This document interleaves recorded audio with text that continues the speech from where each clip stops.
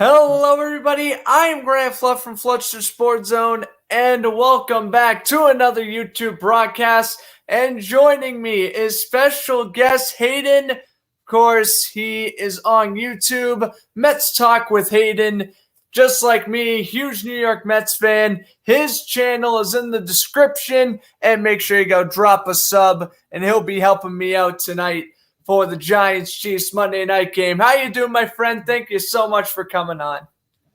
I'm doing well. Thank you for having me on. I'm excited. This should be hopefully a good game. Giants versus Chiefs. We're about to watch the kickoff. It's going to be the clear and obvious pick is the Chiefs, but you know what? I don't know. They haven't been looking too good these last couple of games. I mean, they lost their last three. So we'll see. Can there be a big upset tonight? Well, that is obviously the question. Can the Giants go on the road? The opening kickoff is a touchback, and we will get to Patrick Mahomes. And, of course, Kansas City, like we mentioned, he hasn't been the normal Patrick Mahomes. Of course, last week the Titans destroyed Kansas City 27-3. Mahomes got concussion late in that game. He has 11 turnovers, which is tied for most in the NFL, in 6 straight games with an interception, longest streak of his career by far. But he will get at the 25. Chiefs still without the running back, Clyde Edwards-Helaire, and they toss the screen to Tyreek Hill, and he will pick up 5 for he's brought out of bounds by Jordan Bradbury. So we take a look at Mahomes.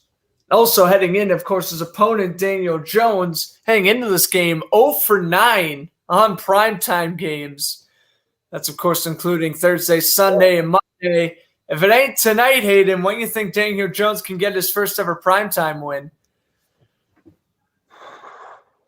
It's going to be something. Tonight would be the night, but we'll see. This is going to be a good game, I think. A lot of people you look at the Chiefs, they haven't been doing too well. The offense has been quiet. Mahomes is a whole other story.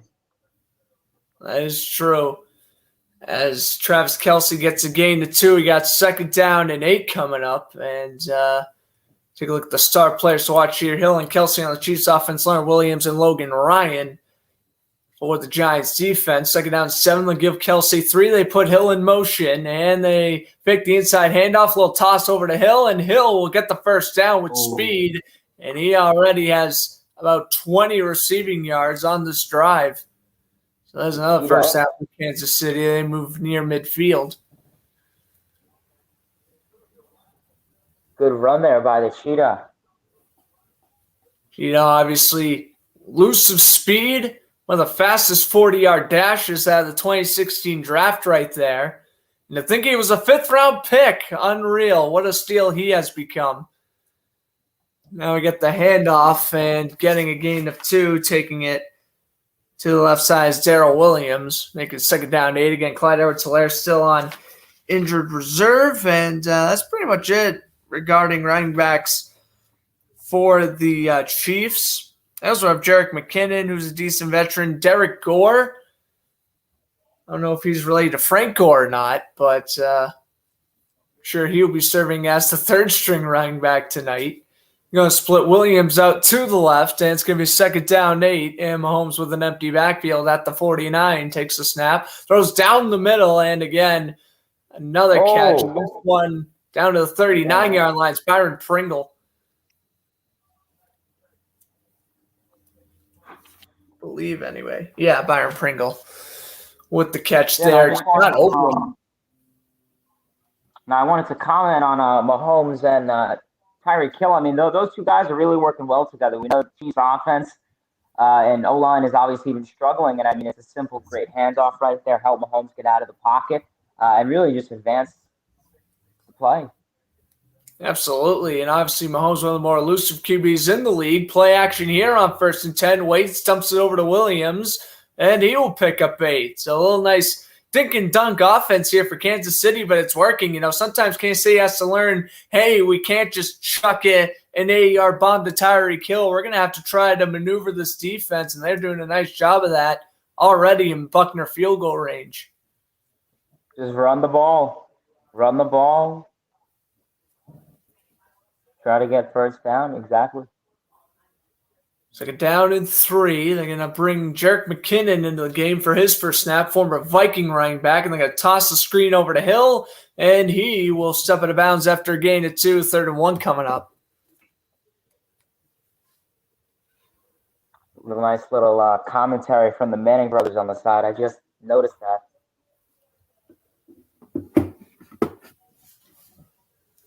Chiefs offensive line, opponent blitz rate 13%, which is the lowest in the NFL. So Giants are known to bring the house, so we'll see if they kind of change that game plan. As the game goes along here, they put Kelsey in motion, 3rd and 3. And he tosses it over to the left, reeled in by Hill, or actually, Mecole Hardman, rather, will make the catch down to the 17-yard line. Chiefs already in the red zone. How about that? Yeah, Chiefs are running the ball well, getting to first down, working those 3-point conversions. That's what you like. Almost able to sling it with absolute ease. He's thrown quite a few of them behind the line of scrimmage, but with the Chiefs, with Kansas City's quick receivers, they're able to get back to the line of scrimmage in time and build gains off of that. Now we have a first down at the 17. And Mahomes is going to run with it over to the left side, and he'll slide at the 10, make it 2nd down and 4. Good way to get out of the pocket there. Now we have that was a nice run there by Mahomes, able to slide down to 10. Getting the 5-yard run.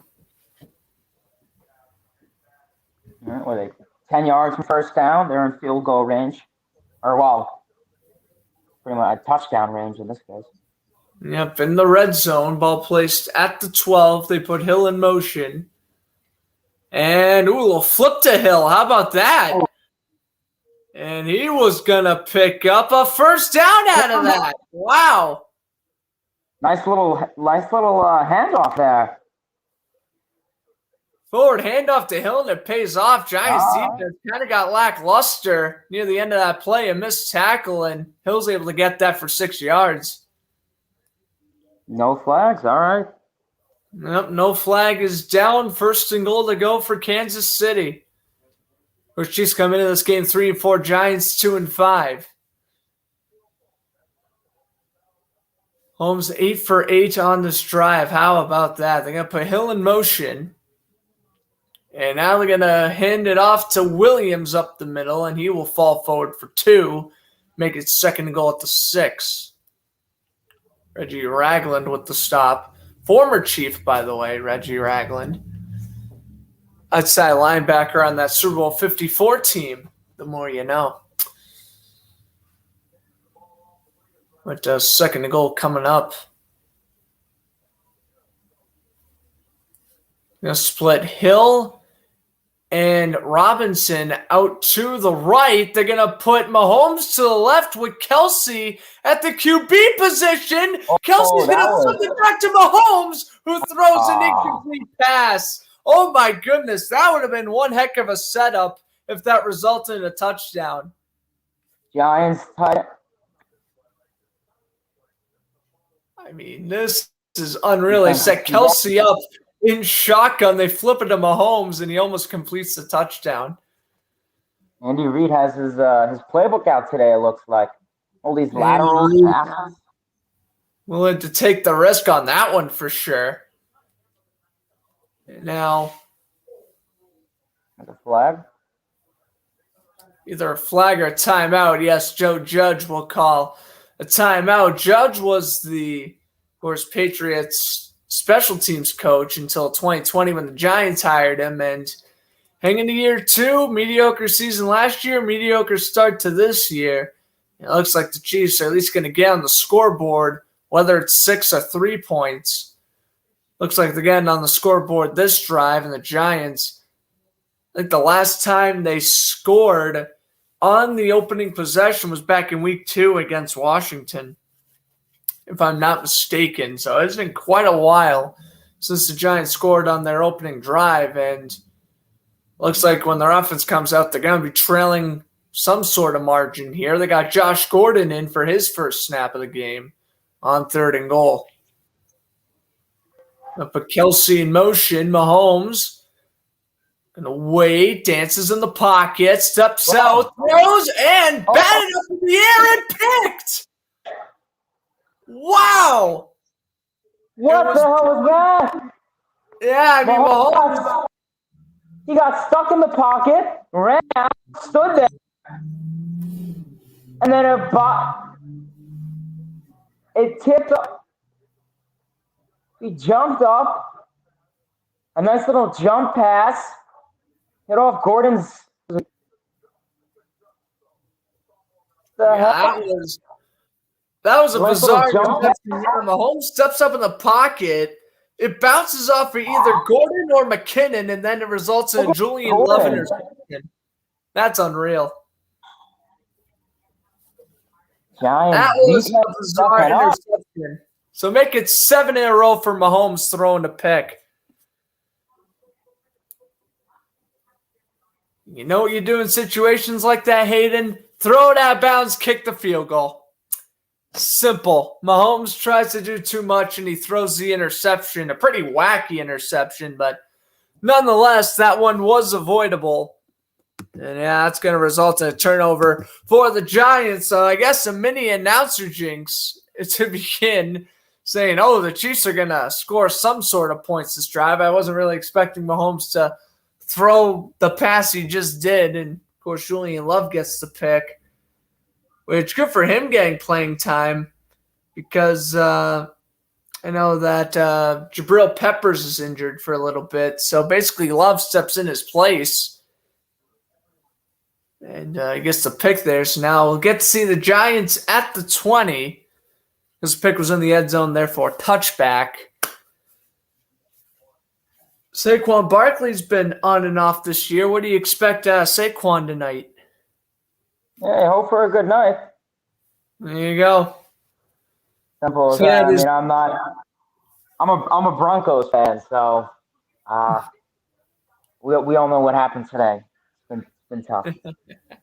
Yeah, well, Von Miller at not so much an unexpected time. I think it was surprising that it happened this week. But there was some talk in the offseason of them going, and I mean, now look at the Rams. They have they have the second best defense in the league, and you have Donald in that, and you had Von Miller in that.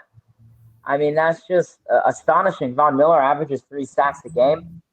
Donald and Miller are going to be nice side by side, and I mean, with the Broncos now, is it a rebuild stage? That's what they're saying, but the recent drafts the last 2 years have been good. You've been getting young guys, Noah Fant, Jerry Jeudy. These guys have been clicking with Bridgewater, so it's unfortunate. The Giants, the Broncos are kind of in a weird spot as the handoff gets a gain of 2. Like the Broncos are in a weird spot because they started off 3-0 and then they lose 4 straight. Then they win against Washington. You're thinking, okay, well now we can kind of build off this win and climb back in the division. But then you trade away an 8-time Pro Bowler and Von Miller for just 2 draft picks. You look at it like, well, we're not bad, but I guess they must be rebuilding because you don't just trade away a guy like Von Miller and you're still trying to make the playoffs. Wow! Daniel Jones interception. He threw it right at Darren Lee, and the Chiefs get it right back. That was an abysmal throw from Daniel Jones.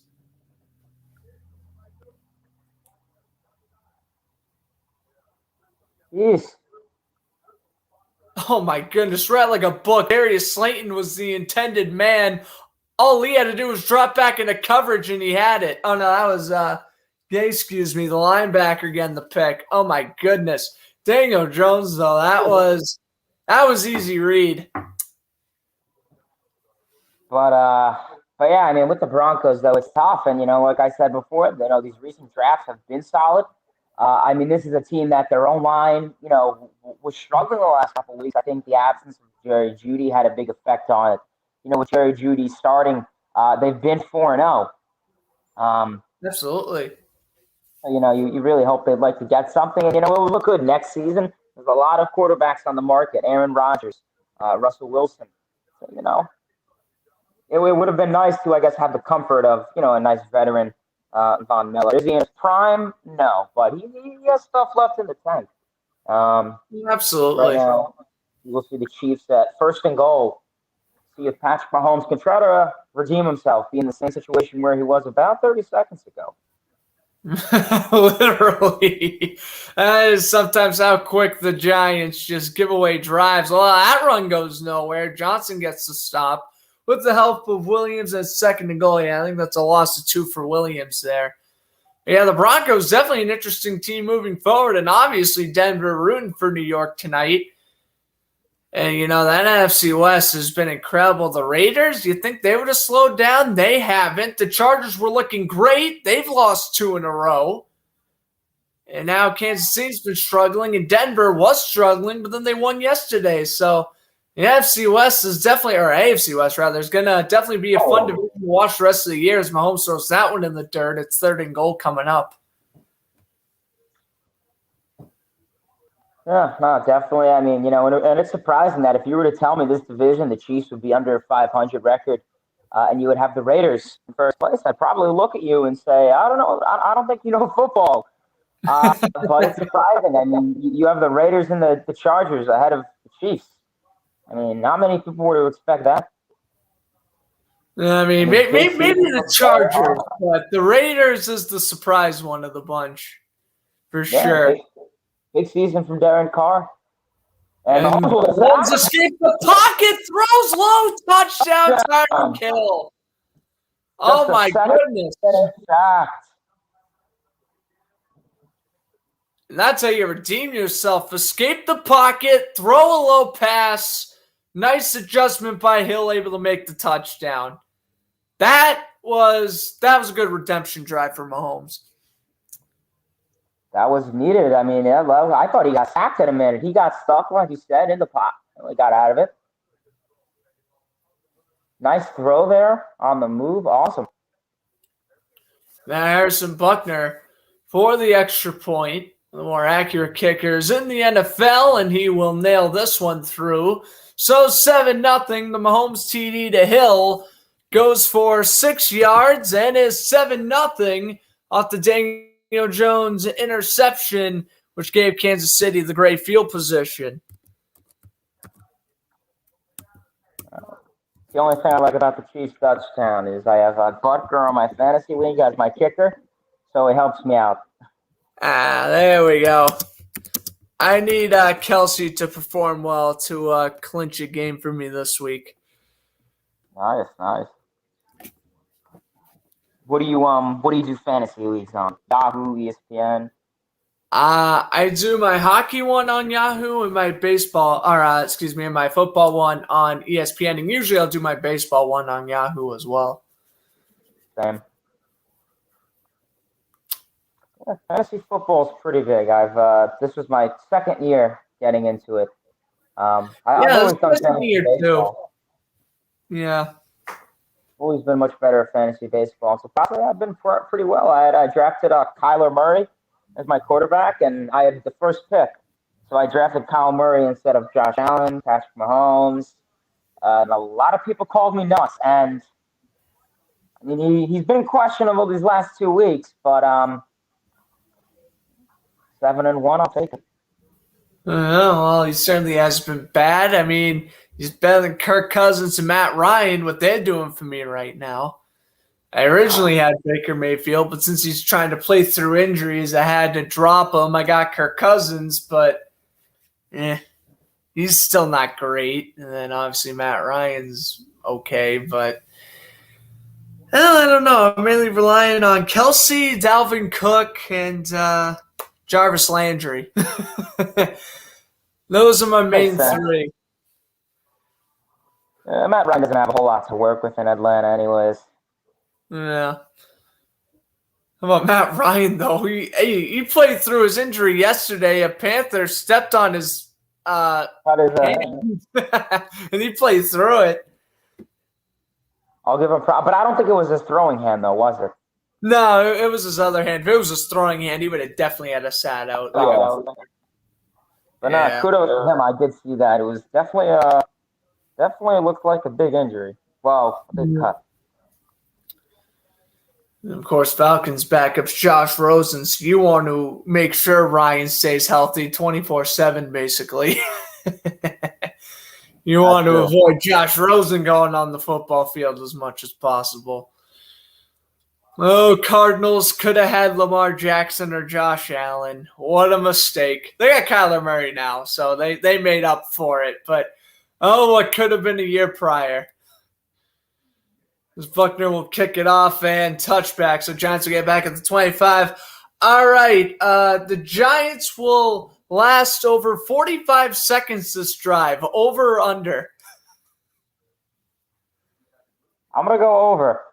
You're going to go over? All right, well, they basically have to run 2 plays, and then there you go. They'll make the over. But if Daniel Jones threw what he did last time, oh, boy. Wow. That would be tough, man. Yep. Shepard and Tooney, of course, both Giant receivers playing through injuries tonight. They're listed as questionable this morning, but they're both going to play, and Jones throws incomplete. And guess what? Nearly intercepted. It was a low throw, and nearly getting it was Charvarius Ward.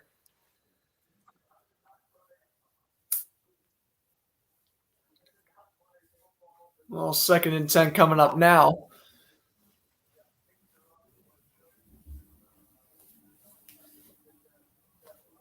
Jones now going to audible at the line. He has Devontae Booker to his left, Kyle Rudolph in.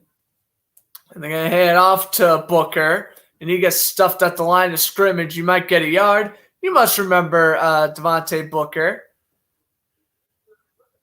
Yep, former Broncos draft pick out of the 2016 class.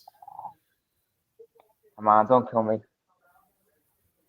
We don't talk about the 2016 draft class, though, if you're the Broncos, because for obvious reasons. Let's just say they had drafted a guy in the first round who is now quarterbacking in the CFL. Anyway, here's the screen, and Booker will get brought down at the 30. So 4th down, so that's going to last roughly 45 seconds. Unreal. Giants offense not doing good as per usual. And so now I get to see Riley Dixon out to punt, another former Bronco. Oh my goodness, Giants have a lot of former Broncos. A lot of people have former Broncos. Yep, Riley Dixon to punt over to Mecole Hardman, and this punt gets off the side of his foot. Kind of shocked it went as far as it did. It's going to land out of bounds at the 24, and that's where Kansas City will get it. So we head to commercial break. We'll see what Patrick Mahomes can get started with. Finish up the first quarter. Obviously, it'd be a good day for the Giants. You would like to have back-to-back wins, both New York teams, Jets and Bills. More surprising, the Jets got a win against the Cincinnati Bengals. That's right. I'm surprised that an alternate quarterback would get the job done. Well, how about New Orleans, too? Jameis Winston out for the rest of the year with the torn ACL. Trevor Siemian comes in. He plays well. Saints with a big upset win, keeping their playoff hopes alive. Yesterday was a crazy day. Titans beat the Colts, but Derrick Henry is now out for at least the rest of the regular season with a foot injury. They just signed Adrian Peterson to their practice squad a couple hours ago. I mean, Derrick Henry, is obviously a monster. Adrian Peterson, he's still pretty good, but, this isn't Minnesota Vikings Adrian Peterson. This is 36-year-old Adrian Peterson, who was a backup running back on the Lions last year. I don't know if we're going to get, a really good Adrian Peterson this year. And considering he's probably not even going to play for a couple more weeks, I don't know, man. But just my last little thoughts about Sunday here. I have to give credit to my man Justin Fields. And even though, yes, San Francisco did beat Chicago, you got to give Justin Fields credit where credit is due. 281 total yards, a 22-yard rushing touchdown in the fourth quarter, eluding pressure and just able to run for a touchdown. That was pretty amazing. And Oh man, but he played very well. Again, he led the Bears in rushing yards actually. And he's been spreading the ball quite a bit. He's been relying on Daryl Mooney, which is good. He's an underrated receiver. So I don't know if the Bears will make the playoffs this year, but hey, as long as they further develop Justin Fields, they're going to be in a good spot. Yeah, I remember I went to a Rutgers at Ohio State game about 2 years ago. Oh yeah, saw Justin Fields play. That was the first time I saw him. And I don't really follow a whole lot of college football. Yeah, but I knew he was a senior at the time. And obviously he was the top ranked prospect along with, some of the other QBs, Trevor Lawrence, Joe Burrow.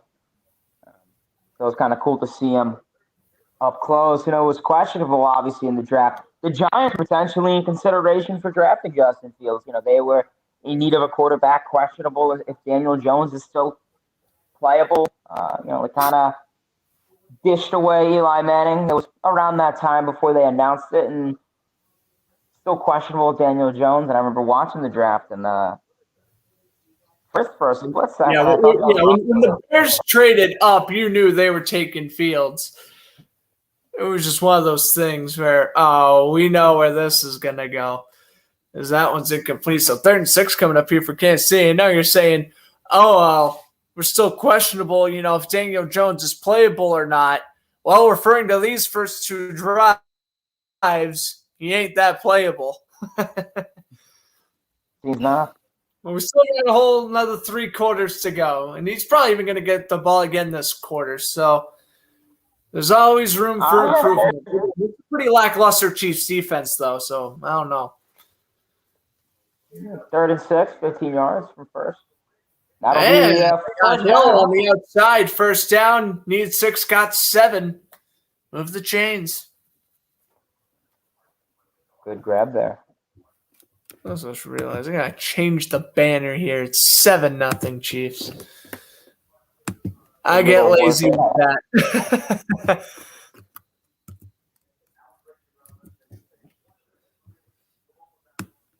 16 receptions on 3rd down. Really? I'm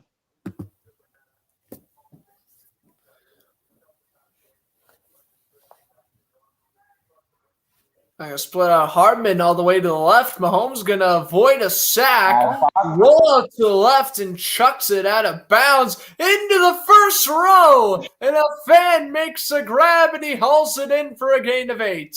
No, but someone's getting a nice souvenir. Yeah, that'd be pretty cool. I would love a suit. I mean, there was that Mike Evans gave Tom Brady's 600 touchdown. He gave that ball. Oh, that's right. That was funny. That was funny. Hey, listen. The guy who traded the ball back to Brady, he got season tickets for 2 years. Oh yeah. He got autographed cleats, gloves, everything. As Mahomes throws this one to the dirt. So in reality, it's he gave up a $600,000 ball, but he's still got about $50,000 worth of memorabilia and basically just a Buccaneers stuff. So really for him, I ain't complaining. He did the right thing. They're probably putting the ball in Canton, Ohio. It makes sense why he would give it back. I mean, I would give it back. So it's the right thing to do. I mean, for an example, if, in terms of baseball, if there's a historic home run, like someone hits their first home run or milestone home run, like 100, you obviously would give it back. They'll give you, maybe a picture with him, sign back. That one. Mahomes just overshooting Hill. So 4th and 10, and we will see the Tommy Townsend punt. I can't tell you how many times I hear people not wanting to throw back home run balls because it was either one that set a record or is monumental. Get a picture with you in the ball, get a picture with the player. The team will give you season tickets and jerseys and signed stuff. Yeah. It's you don't have the ball, but you still you're not really getting the rotten end of the stick. You're still having a lot of memorabilia, you can display or sell at your will, basically. Yeah. So it's exactly. fans, they may not get what they truly want, but they're still getting a pretty good end of the deal. I'd say so. I mean, you go to the game not expecting to catch anything, and you leave with a ton of memorabilia, signed bats, signed jersey. I'm down to that. Sign me up. Oh, absolutely. Like, there's so many home runs that, like, I would imagine, like, I would give the ball back, but, like, I just wouldn't. Like, I would give the ball back, but I would be, like, literally crying, like, while I'm doing it. Like, Dave Freeze's home run in Game 6 against the Rangers, like, that would have been a home run I would have wanted kept forever, but I'll be like, you know what? I got to do the right thing. They're going to put it either in the Cardinals Hall of Fame or in Cooperstown. I got to give it back. Oh, yeah. That was on the home run ball I would keep forever. Yeah, that was on the berm, right? And then some woman, I think, is not supposed to run on that berm in the Busch Stadium. It's like blocked off. Yeah. So you're not, like that green berm, the grass. You're not allowed to run on it. There was obviously a woman like ran to get it, so she probably, got some good stuff in return. I'm talking like front row seats to like Game 7, like she probably yeah. But I've never caught any home run balls, but I've caught one foul ball and I got a couple toss-up games. Yeah, that's cool.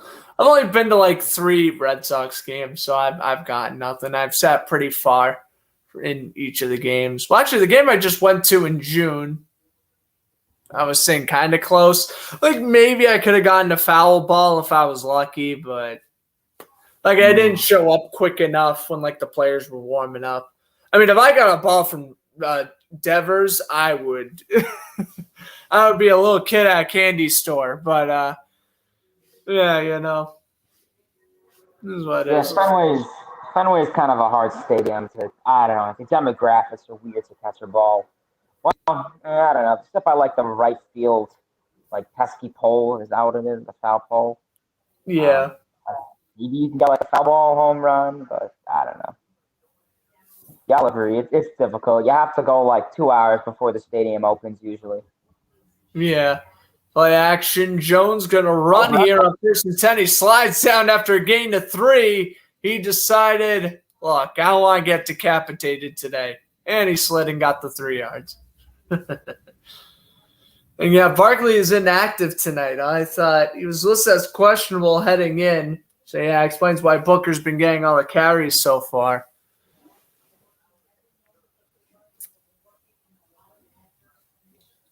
Hey, I think the next time I go to a Red Sox game, hopefully if it's on like a Saturday or a Sunday, I'm just gonna head to Fenway like 2 hours beforehand and try to, like take selfies with the players and stuff. As Booker gets stuffed, it's gonna be 3rd down and 10 coming up. Yeah, I'm in Florida, so usually I go to some whenever the Mets come into town. I always go to Lone Depot Park, now the Marlins Stadium. And usually it's like the doors open like 90 minutes before game time. So this past August I went and I got in 90 minutes early and I got some pictures. I got 2 toss-ups, ball signed by Chaz Chisholm Jr. Oh, nice. Got a selfie with him. So yeah, but I mean it's difficult. I mean I was in the right place at the right time, and Marlins Park doesn't low attendance, so it's easy. Oh, that is true. Yes, the Marlins.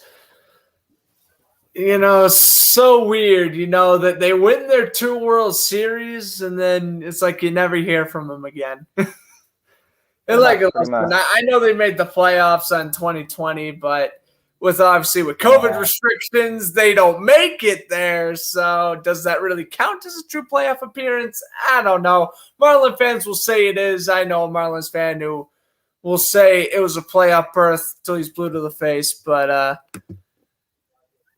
don't know. I feel yeah. People question Marlins fans in sports. But yeah, I mean, that is pretty cool though that you go to some Mets and Marlins games. I've gone to 3 MLB games in my life, and they were all Red Sox Blue Jays. 2 in Fenway, 1 in Rogers Center, and that was pretty fun. I especially like the one in Toronto because I was just spending a week up in Toronto. My parents weren't even, my family wasn't even aware that the Red Sox were visiting that week. And we were just like, all right, we're going to go. Jones going to load it up on 3rd and 11. That's pass interference. Oh, he got it. Whoa. What a catch by John Ross.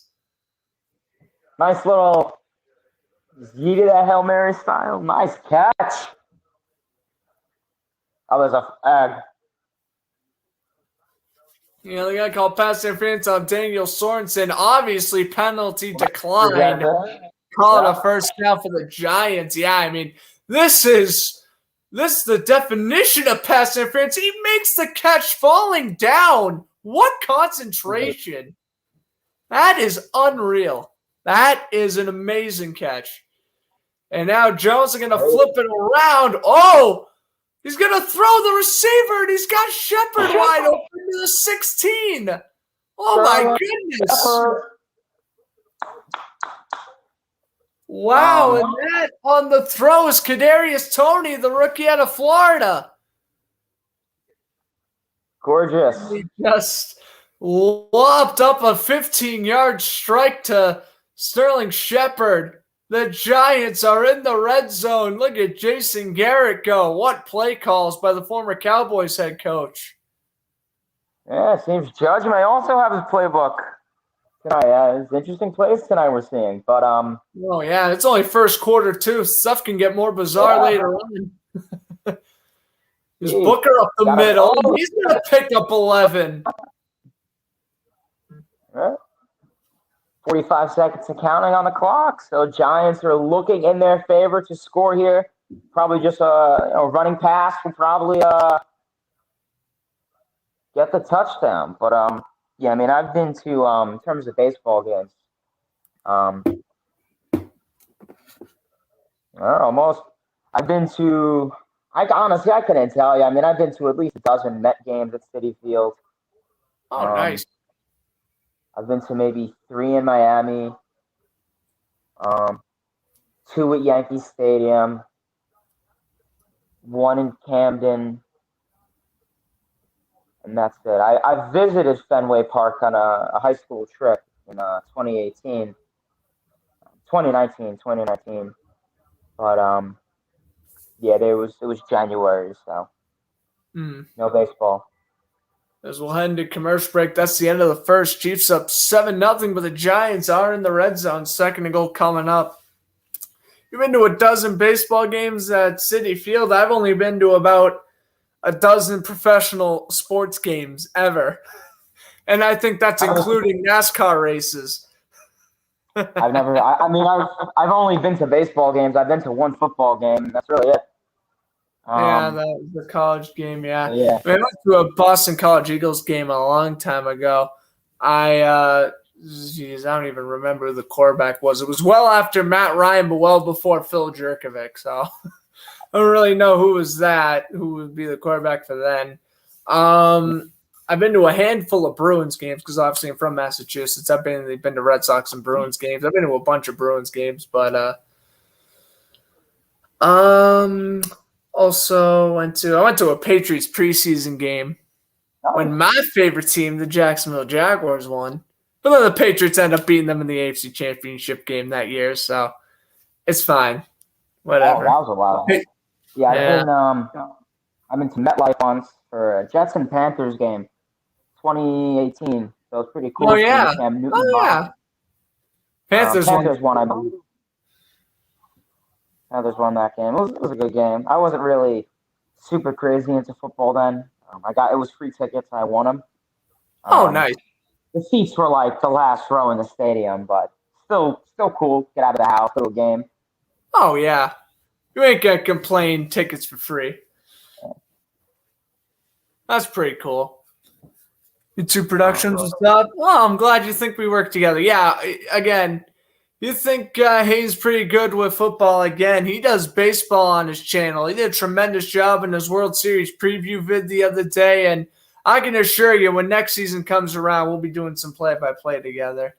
And if Red Sox Mets game, that'll be right up our alley. So hopefully we can do a Red Sox Mets game. That'll be fun. We got your favorite team against my two favorite teams. So We saw that this that'll be year. fun. And, I usually have trouble who to root for in those games. Usually, yeah. Usually, I think this year I was rooting for the Mets because at the time, that was when the Mets were like leading the division. The Red Sox were like in third, like pretty far away from the Yankees and Rays in the standings. So like I was like, I want the Mets to win this series. But a few years ago, I know I wanted the Red Sox to win. So I kind of flip-flop every year depending on who's doing better in the standings, which win is more crucial kind of deal. This is who I root for in those series. As second quarter is on our way with an incompletion to Sterling Shepard. We got third and goal coming up here. Good coverage there from Tredarius Ward. That was Red Sox played the Mets. I want to say they won 3-1, I think. Maybe this game. Yeah. 3-1, 4-4, I don't know. I remember 2 games back in May, the Red Sox took 2-0. That'll be stopped at the line at the 1 yard line, fourth and goal, and the Giants would be crazy to not go for it. So they tried the quick screen, it doesn't work, and now you got fourth and goal coming up.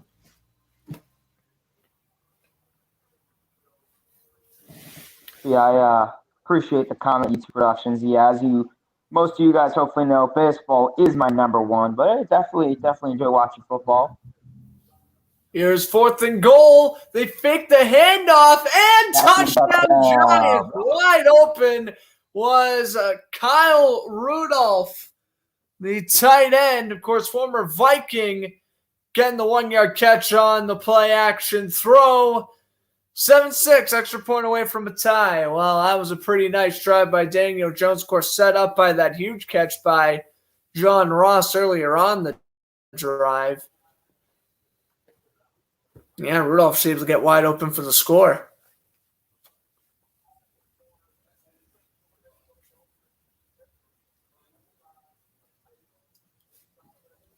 Oh, Graham Gano, former Panther, you must have seen when you went to that Jets game a few years ago, makes the extra point, and it's 7-7. I heard Gano's been doing pretty well on people's fantasy leagues. There you go. 14-14 to go. It's Rudolph's 49th career touchdown. However, it's first in his last 17 games. So that's his first ever touchdown as a member of the New York Giants. Well, there you go.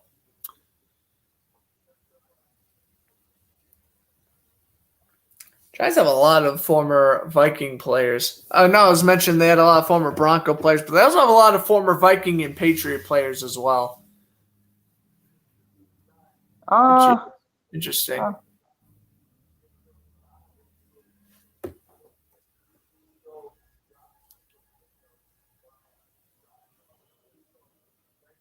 lot of New York Giants fans in the house at Arrowhead Stadium tonight. Kind of surprised by that. I hope Chiefs fans aren't coming to games now because they're below 500 for the first time in like a half decade. We're at the halfway point in the season. Yeah, well, that does not show good fan morale. That's one thing for sure. This is the touchback. So 7-7. Jones finding Rudolph. I think that was around the 40-minute mark. Yeah, about.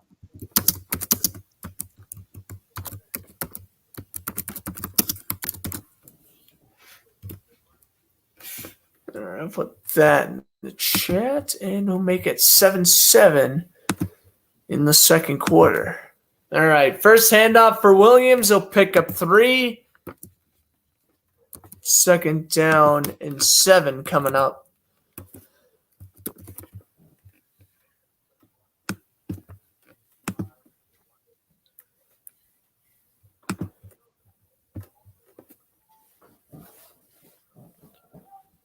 Make it second down 8. They'll only give Williams 2. Ball placed at the 27. Gonna put Pringle in motion. Mahomes gonna throw. Fires down the middle. Nearly picked. Oh, Jordan Bradbury wants that one back. It's 3rd and 8 coming up. Butterfingers off the tip of his fingers. Come on now. Oh, man, he must pick one too many Butterfingers for Halloween. And Tries to reel it in with one hand. I think that was the issue. If he was using both his hands, he probably would have had that one. Bradbury's one of the better interception corners in the league. Yeah, there was no Chiefs O-line there, so I don't know who he was throwing at. Third down and 8, though. Mahomes trying to redeem himself, steps up in the pocket, avoids a sack. He's been doing this all night long. Throws while being sacked, and it lands into the Giants' bench incomplete. Daryl Williams will at least get a QB pressure for that one, and we'll see our second straight Tommy Townsend punt. I thought that was intercepted from there. I was like, oh, never mind. It's one of the head coaches. Williams leads the team with 9 QB hits. And Dante Pettis, former 49ers, a return man, he was activated to the active roster 3 weeks ago. And he's not going to catch this one. Ball's on the ground. Giants got it at the 14. Dante Pettis almost muffed the punt, and he is slow to get up. Oh, yeah, I think no. A lot of these guys may have actually took too many Butterfingers for trick-or-treating last night. For real? I mean, and then he took an elbow to the head. Hate to see that. We're ending a commercial break. Heart attack moment for the Giants there. They luckily fought the fumble, but they may have lost their main punt returner. Almost 4 interceptions, possibly. Yeah.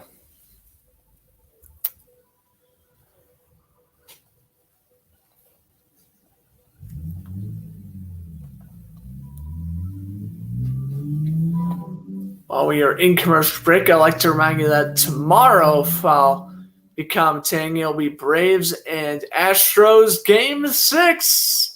I thought after Adam Duvall Grand Slam, I thought Atlanta definitely had Game 5 won, but how about Houston scoring 9 to win that one? I was scoring them 9-1 the remainder of the game, and they forced the Game 6. Yeah, good matchup. Good, the Astros offense, I mean, really stood up. We saw a lot of fundamental hitting. I mean, for the most part, the whole series, they were not really hitting. They weren't taking advantage of creating runs, whether that's on stacked flies, stealing bases, and we were able to see that last night. And I mean, running and good pitching, it wins ball games. So I did talk about that today on one of my streams briefly. So yeah, obviously Game 6 and Game 7 tomorrow and Wednesday in Houston. And then after that, no more baseball. So I'm sad. No more baseball. Oh, my goodness. I tried to commentate a spring training game. As much as I enjoy commentating baseball in the regular season of the playoffs, I cannot commentate spring training baseball. I tried one a few years ago. It was like the Diamondbacks and the Indians, and I was just like the players' names or like. Well, I don't know what it was. I mean, yeah, it was probably because, they were playing most of the farm team, so I wasn't too familiar with the players' names, but which was probably why. And also, I think the score was 9-4. But, I don't know. I think it's just because it was spring training. I was just not getting into it. Yeah, I mean, the spring training games don't really mean anything. I guess it's good it's good because I live in Florida. I'm an hour from Port St. Lucie, so that is true. Yeah, you can go. You can go to all those games. Yeah, get the close interaction.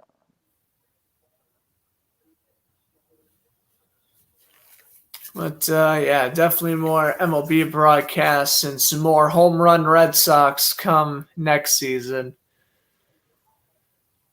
Oh my goodness! I can't tell you how many people thought I was crazy. They were. So basically, I posted my best Red Sox calls from the postseason on my main Instagram. I sometimes throw some of my commentary clips on there, and a lot of people at my score were just I knew you commentated, but I never knew you would just scream whenever the Red Sox hit a home run. I'm like, oh yeah, you're talking to me. I'm very animated while talking about sports. So. You got to see my reactions to the Mets. They're something, all right. Rages, my rages are. You probably haven't seen them. They're pretty real. Your Pretty fun. rages? Oh my goodness. Jones will throw incomplete for Shepard, 3rd and 8 coming up. Are you like Steve Dangle when he rages about the Maple Leafs? Yes, Frank Fleming, all those people. I flipped my chair. I done live streams, and I don't know if you remember back in July. Remember when the Mets played the Pirates and Edwin Diaz gave up like a walk-off grand slam to them? Oh, yeah. I was live for that game, and I picked a great game to go live. And you know how like he like pointed up at the sky, acting like it was a pop fly, and Yeah. yeah, I was Yeah, I not. remember seeing that highlight. Yeah. Yeah, I think it's still off. I'll send you the clip. Oh, deflected, and that's that one bounced off the shoulder of Shepard. It's 4th and 8. Here's the Riley Dixon punt coming up. Yeah, that was a freezing cold take there. I mean, you don't like, oh, it's a pop-up. Oh, it's a grand slam. Great. We lost. It's like, wow.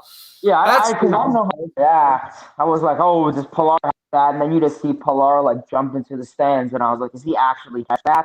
And then I thought it was foul, so I was like, who cares?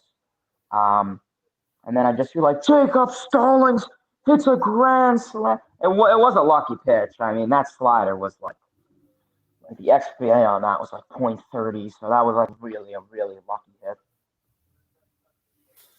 Yeah. Mets found ways to blow games quite a bit this year. And, they were leading the division, and then they let the Braves win the division, and now the Braves are in the World Series. So who even knows anymore? All right, back in commercial break after the Giants pun.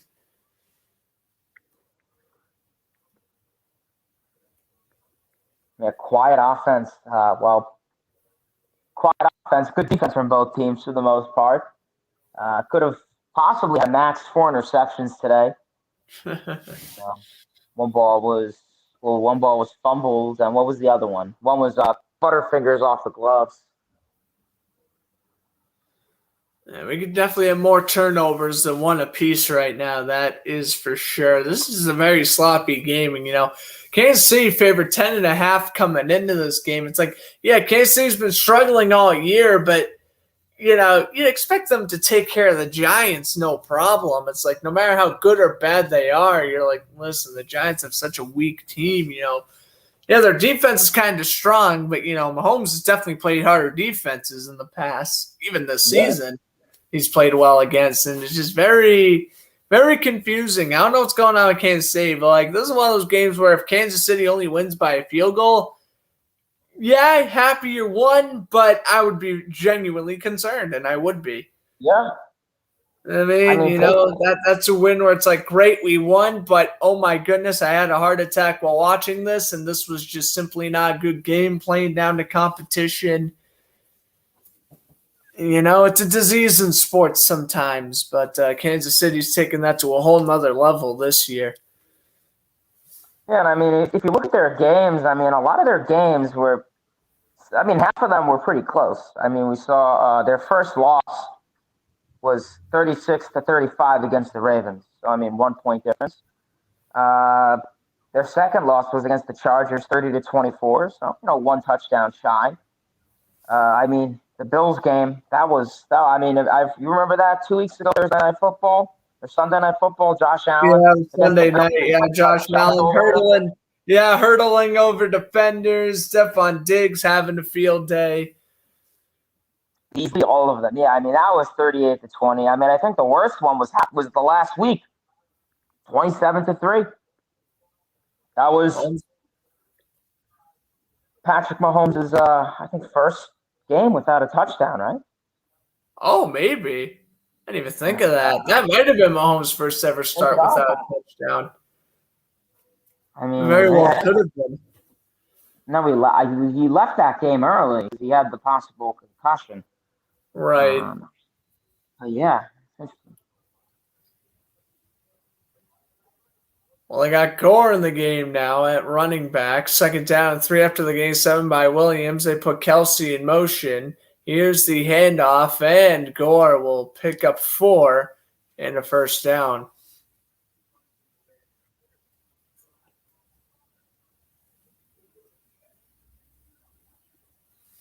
Yeah, it may have actually been his first game without a touchdown. I think so.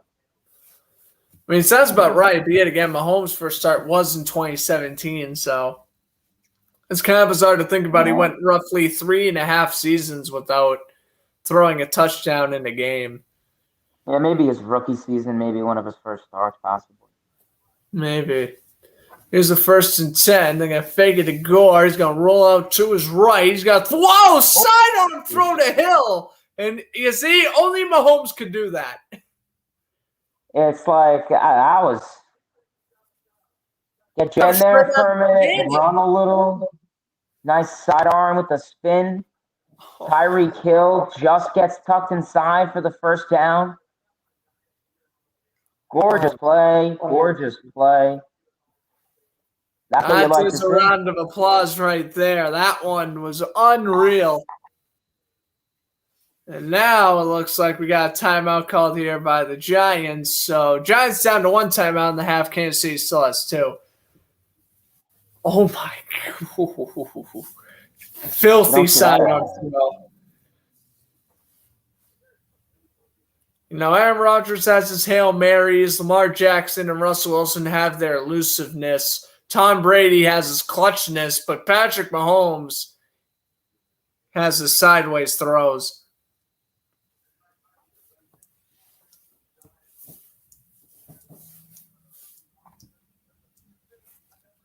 .91 yards on the night for Patrick Mahomes, surrendering 1 interception and getting 1 touchdown. Oh, I mean, and the interception was pretty avoidable, and actually quite a bit of his incompletions have been quite avoidable. But, you know, if you keep on completing those completions you just did with the sidearm throw, you know, your coach ain't going to yell at you so much. Here's the handoff to Gore, and Gore will pick up about 4. Tries to power forward to the 42. 2nd down and 6 coming up, likely.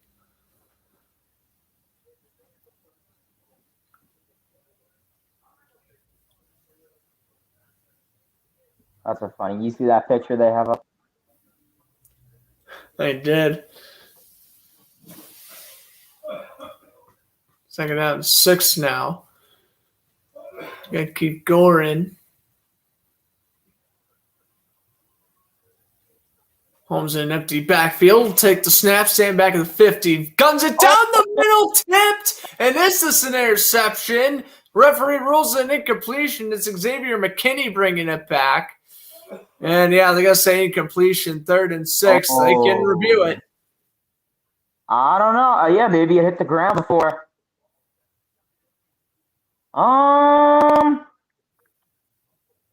Yeah, no, that's incomplete. I think that hit the ground. No? Yeah, hit the ground. Hit the ground. Just a second late on that slide. Yeah, I know. If he did slide a split second earlier, he probably has that INT. That's very true. Here's Mahomes stepping back, guns it, and Hill. Nice spin. Hill running around like crazy. I'll get to 32. I lose my enthusiasm commentating the Chiefs sometime because it seems like every other play is amazing of some sort. Like, look at this. You put Xavier McKinney on ice skates here. What a nice play by Hill. Yeah, Chiefs have been pretty good with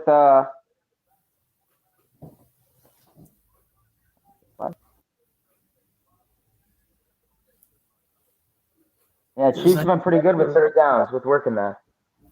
Yeah, now here's more powering forward for, will either be a 1st or 2nd in inches to be determined.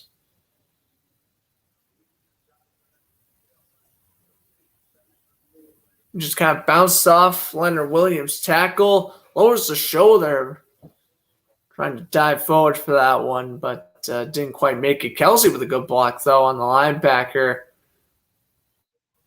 Crowder. And yes, it will be 2nd down and 1. Derek Gore gets 6 rush for the carry and another one up the middle. Down to the 17 and another 1st down for Kansas City. You can call Scott Hansen because they're in the red zone. That's my little slogan whenever a football team gets into the red zone.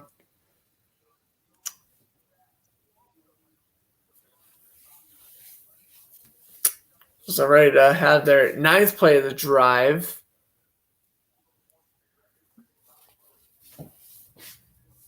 Ball placed at the 17. Here's Mahomes with Gore to his left. Another inside handoff to Gore. This one's going to go to the 12-yard line. You know, it's good for Kansas City. They are looking like they're going to get Edwards-Helaire back in about 2 weeks, but Gore's been doing a nice job, and so is Williams. Hilaire's still pretty good, but Chiefs are definitely working well without him.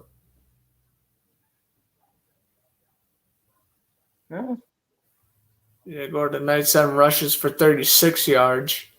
Running the ball well. Yeah. I got Hill in motion. And another handoff to Gore. Gore up the middle, down to the 3.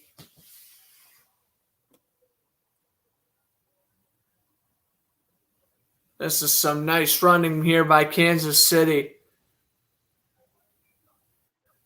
That's what you like to see. Mahomes pass the ball. Gain yards on just simple running. Yeah. Now the Chiefs will be first and goal. And they have the potential to get the ball back in this quarter before halftime. Oh, yeah, there's still 6 minutes left. There's a good chance they will. Gore bounces to the left and runs in for the score. Touchdown. And Chiefs up 13-7. Derek Gore did a fantastic job all drive. We'll cap it off with a 3-yard rushing touchdown, rather. And there we go.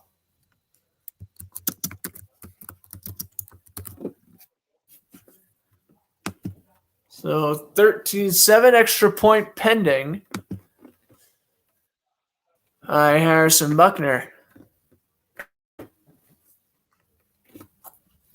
One play drive that went 68 yards, just under 6 minutes. Buckner, good snap, good hold, kick. It's almost blocked, but it is good, and it'll be 14-7 Kansas City. So the back and front, now the team who's projected to win is winning, and now we got a little scrum after the whistle.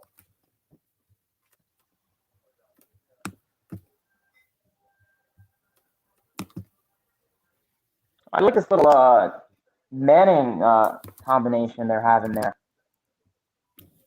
So, yeah, I don't know if they usually do this on Monday Night Football, but I like it.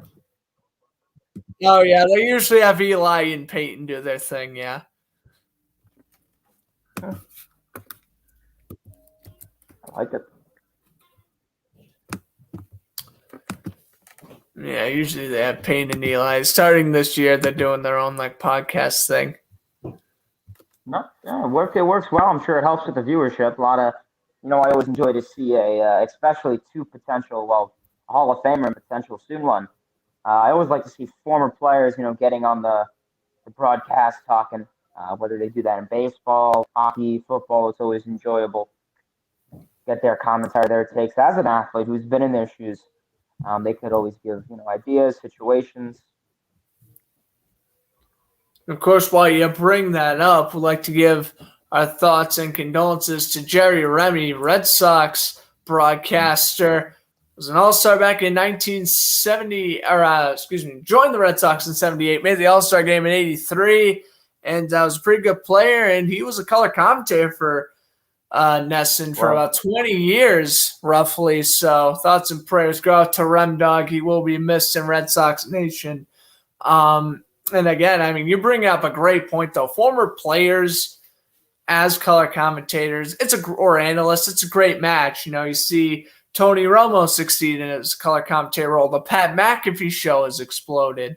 People love those former athletes, even the Chicklets, if you watch hockey, those podcasts work because former players know what they're talking about, and they've been through all the experiences and all the crazy emotions of crazy games and all that stuff.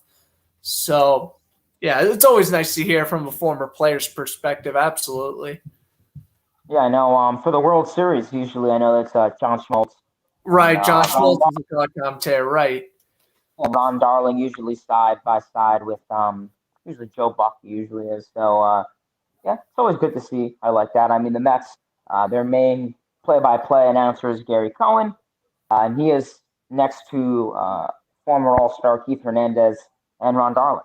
So, I mean, Yep. that's always really cool to see. They have one of the best announcers in baseball, biased aside. Oh, the Mets, yeah, I would say they do. Yeah, they do a nice job. I always have to ask people's opinions, though. For anyone who watches sports, baseball or football, you have to give it to me. Give me your honest opinion about Joe Buck. Good commentator, bad commentator, in the middle. Joe Buck is interesting. I mean, he just has no enthusiasm. He sounds very boring. Like if something, like he calls like the final out of a World Series, and he's like, "Oh, the Los Angeles Dodgers win the World Series." Like, wow, you sound so boring and exciting. I don't know. Like, I mean, you see him. He's calling Thursday Night Football, the World Series, college. He's calling all these big games. So I mean, he has to be, I guess, respected and looked at. Well, of course, his father was a former Cardinals commentator back in the 70s. Yeah, like I said, he just has no emotion. I feel that's. He doesn't. I mean, kudos to him. He's calling every single big game. I just feel he doesn't have much enthusiasm.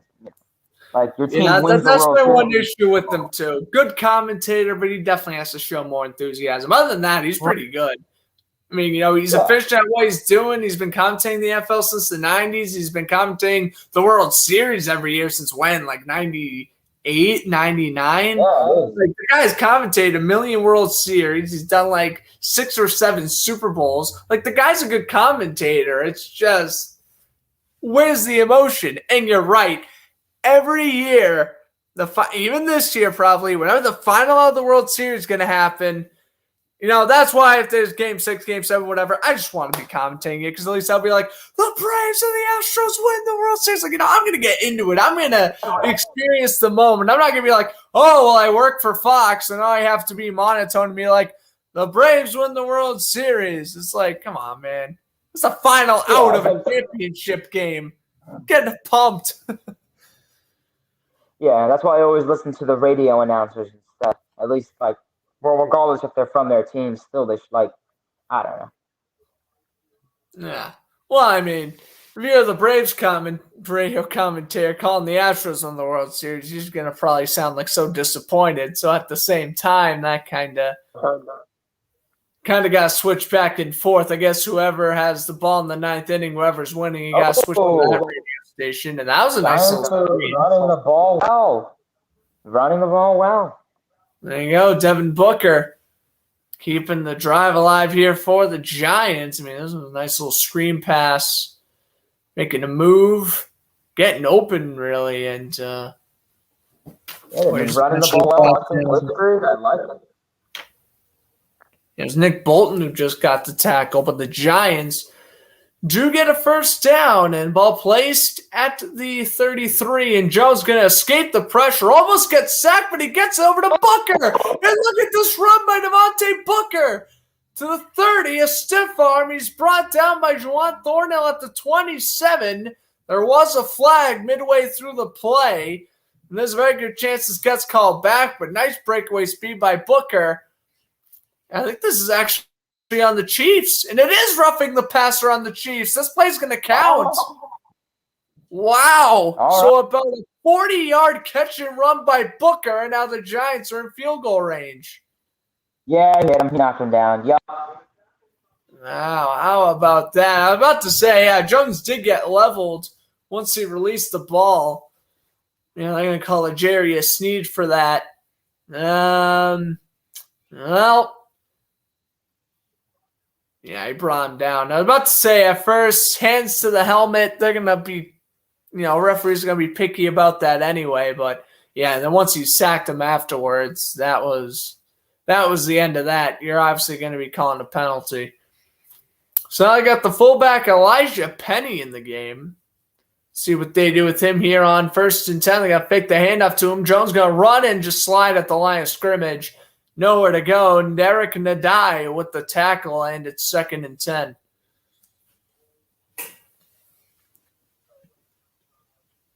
Daniel Jones, though, like you wouldn't expect him to be one of the faster QBs in the league, but he has quite a bit of rushing touchdowns.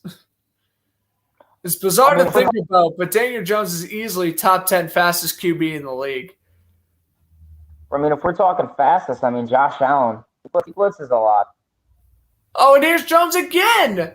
He'll pick up 6 this time, and he'll get it to the 8-yard line, 3rd and about 4 coming up. Wait, so you think Josh Allen's quicker than Lamar Jackson? Oh, not Lamar, but, I mean, because this is the thing with Josh Allen, and it's interesting because when the Bills started this season, they were talking about how they don't want Allen running as much. I think it was like the first game. You got like 2 touchdowns were on him. Yeah. Well, Josh Allen, he's very quick. He's always been elusive back in his college days. I mean, goodness, we've seen him hurdle a Chief defender a couple weeks ago. I remember he hurdled a Minnesota Viking player a few years ago as well. For a quarterback, you wouldn't expect him to hurdle as often as he does. And here's the Giants burning their last timeout. Oh, my goodness. So the Giants are out of timeouts for the rest of the way, well, at least for the rest of the first half. We'll see if that plays a factor.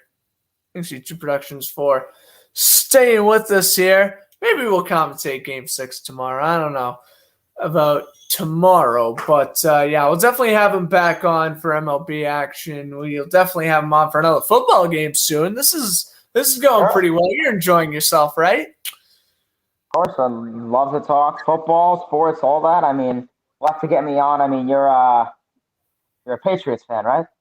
Oh, Jaguars. Damn, I live in Boston. I live in Boston, but Jacksonville Jaguars fan. Sorry.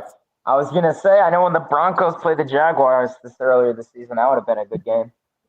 Yeah, Broncos won. Yuck.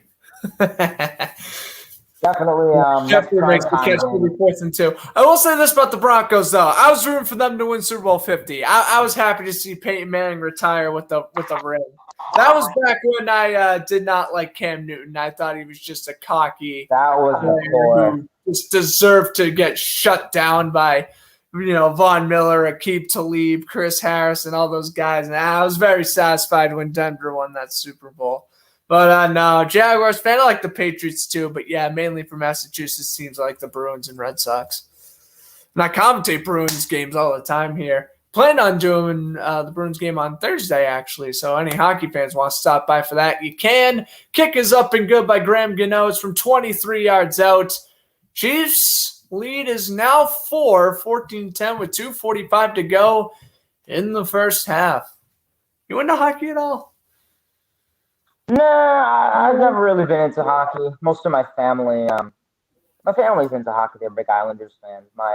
Nice. My grandfather, back in the 1980s, that's when the Islanders won on their little Stanley Cup spree. What was it, 80, 81, 82, I believe. Yeah. My grandfather owned, I think it was like 2% of the share in the Islanders stock. So I have all like the old Islanders memorabilia. I mean, I don't know much about it, but pretty cool, I guess. Pretty cool. It probably has some Bob Nystrom, Mike Bossy. Listen off some NHL Hall of Famers. You don't know who these guys are. Oh, dear.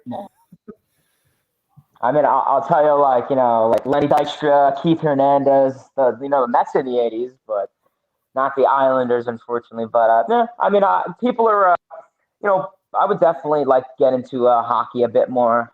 I mean, down here, you got the Panthers, the Lightning. They're doing pretty well, the Panthers, this season.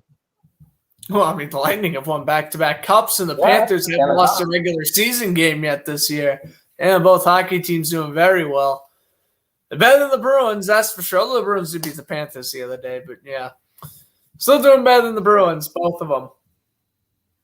Yeah, I think if I were to get into hockey, maybe I'd maybe I'd follow Seattle Kraken just because they're a new team. So it's There like we go. They're not doing sport. good, by the way. Honestly, if I'm being completely honest with you, I would pick another team than the Kraken because, like, I get they're new and stuff, but they're honestly not having a good season. What are they? 1-5, 1-6. It's basically, yeah, they're like 2-4. I mean, they could be worse, but they're not good by any means, really. Mahomes got dumped it over. Williams will get 15. All right, that was a nice move by Mahomes.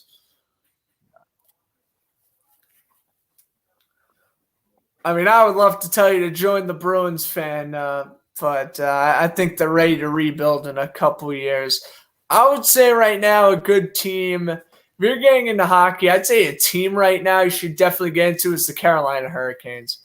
They're a young team who's already starting to make the playoffs, but they're expected to contend for the Stanley Cup basically either this year or next year. So if I was to go for a team right now, I'd probably go for Carolina. Oh, my goodness. Tyreek Hill almost reeled that in with one hand. Oh. Imagine, and what was the velocity on that? Jeez. I mean, that would look like the throw looked like it went about, 50, 60 miles an hour probably when it first got released. Patrick Mahomes' father was actually a pitcher. Right? He was Pat Mahomes Sr. He was a relief pitcher for the Mets in the mid to late 90s. I thought he wasn't anything crazy. He did pitch, I believe, in the NLDS in 1999 for the Mets. Nice. I think in the postseason in the 2000s for them. He wasn't anything crazy. Pat Mahomes Sr., nothing crazy. It's okay.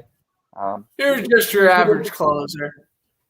Yeah, solid relief pitcher, nothing crazy. I mean, he wasn't. Relief pitcher.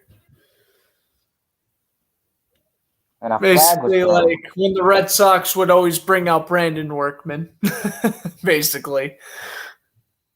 Sure. Yeah, I don't think he was like a Brandon Workman. I think he was more of like some like random bullpen guy that made like 10 starts, and then you kind of just say like, oh yeah, him. Let's send him down back to AAA. There you go. So yeah. Patrick Mahomes definitely the more popular out of the two. I think so. Unless you don't know anything about football and you're a diehard '90s Mets fan. Well, there we go. There we go. 3rd down 20 off a penalty. So now we have the last play for the 2-minute warning. They're going to get the Giants for offsides. Mahomes is going to launch one. And it's a dropped interception by Adoree Jackson. And, we'll check the flag. I think it's going to be offsides on the Giants. So we'll get a 3rd and 15 after the 2-minute warning. Yes, offsides on Leonard Williams.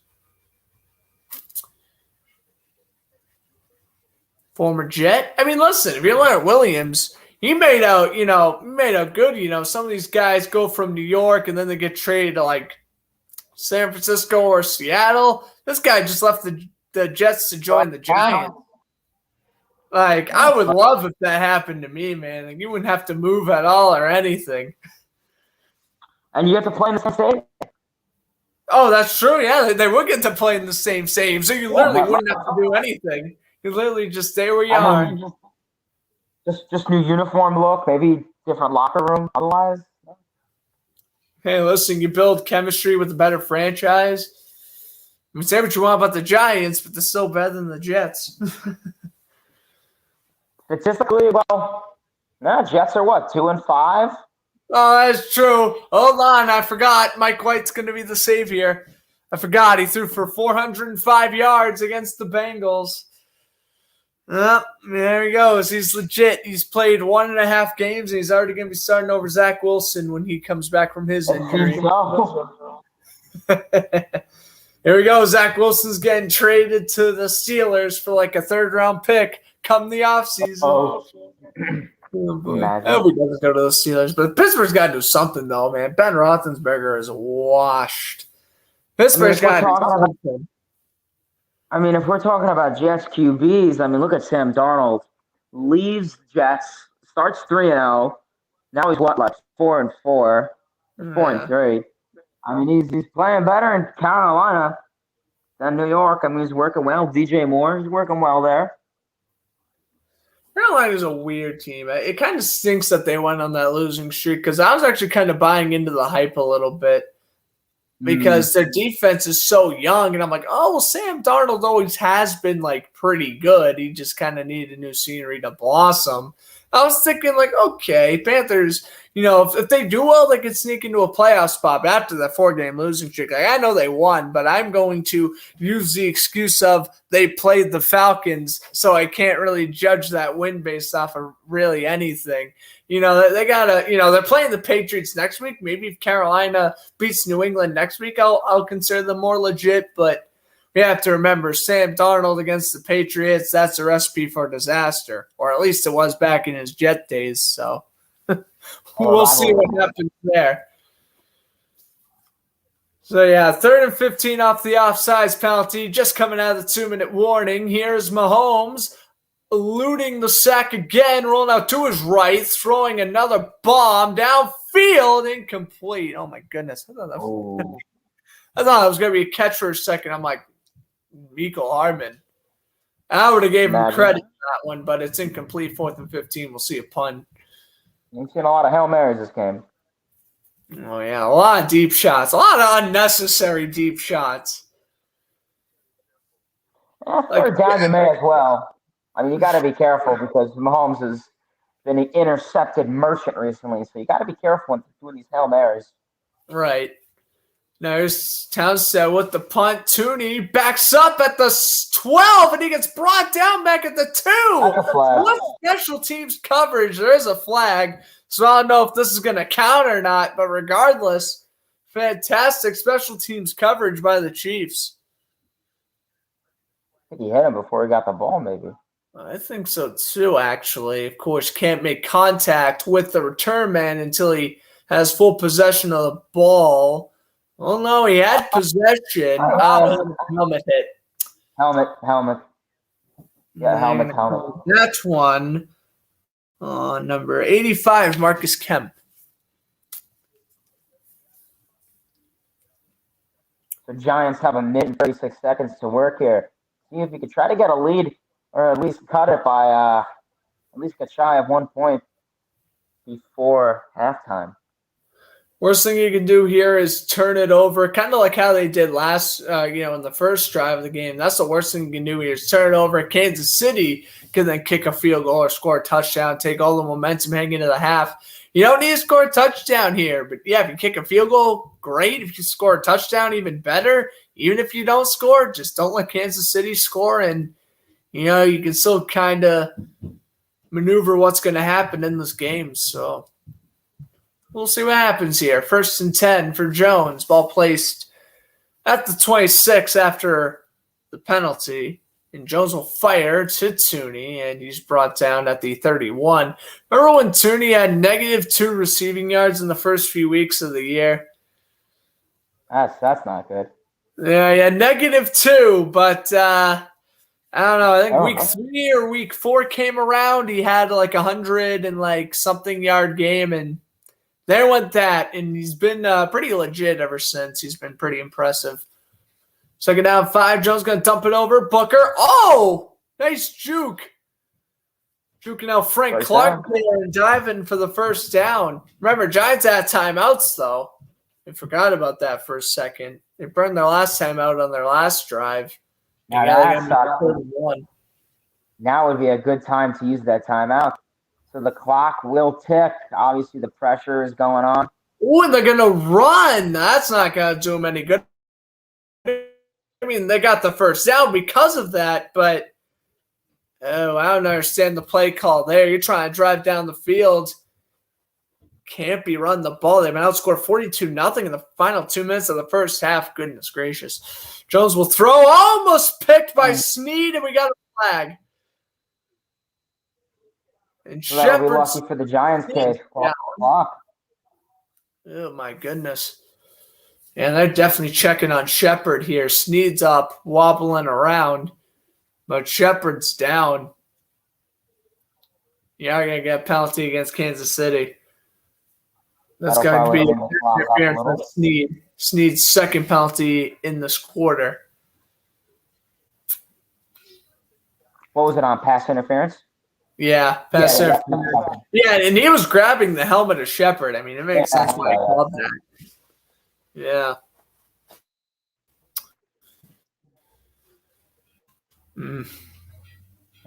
Well, now we're heading to commercial break. Well, I know you said you were going to head out during halftime, so you want to say anything else before you head off? No. I just, want to thank you for having me on, man, definitely. Of course. If you guys do want to check out my channel, if you guys are interested in baseball, the name is Mets Talk with Hayden. I really just cover baseball content, Mets, but primarily I do like to cover all Major League Baseball, especially with the postseason now. So if you guys do want to check that out, please do. I want to thank you for having me on, man. Definitely had a good time calling the first half of this Chiefs and Giants game. Hopefully we'll see. Giants are down by 4. We'll see if they can finish off something. Try to at least go for a field goal kick if desperate, be down by 1 going into the second half. If you're the Chiefs, you'd like to try to come back with this win. Chiefs' last game against the Titans was not very good. Didn't get a touchdown and all that game. They're making progress compared to last game. But, so it'll be a good game. I think that's really it for me, man. So I appreciate you having me on, as always. And I'll speak to you next time. All right, man? All right. Sounds good. Appreciate it, Hayden. Yeah, man. Let's go, Mets. That's right, baby. LFGM. All right, so ladies and gentlemen, that was Hayden again. His link is in the description, so just scroll down to the description. You can sub to his channel right away. It's for free. I mean, I don't know why I say subscribing for YouTube's for free, because you know it's for free. You sub to me, sub to him, help out his channel. He has 400 some subscribers actually. And he does a nice job. He live streams a lot of baseball content. And it was awesome having him on. And like I said, I know this season's coming to a close. Unfortunately, he didn't, we never really started talking to each other until the ALCS. I just kind of want to do this football broadcast to see, if I felt comfortable doing a broadcast with him. I can't confirm. I would do one with him again soon. And, definitely next year we'll get him on for some baseball content. Maybe we'll get him on for another football game later on this year. But, go subscribe to Mets Talk with Hayden for some awesome MLB content there. And it looks like I'm going solo the rest of the way, but that's all right. 14-7 Chiefs up as we are headed. We have about a few seconds left. 21 seconds left in the first half. Chiefs up 14-10. Giants got a Graham Gano field goal last time they had the ball. We'll see what happens here. Ball placed at the 45, and we have a 1st and 10 for the Giants for Jones. And offsides against Kansas City or a false start on Will Hernandez, we will see.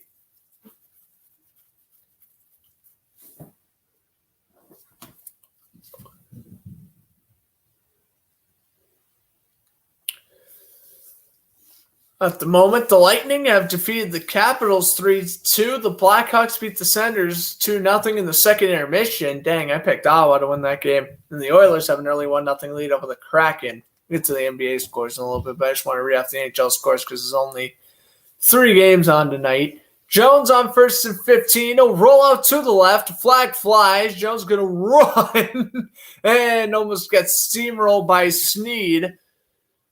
So flag is down. I think I called this on Nate Solder. That could be a 10-second runoff. Yep, holding on the former Patriot left tackle, Nate Solder. I don't think it's going to be a 10-second runoff, though, so Giants kind of dodged a bullet on that.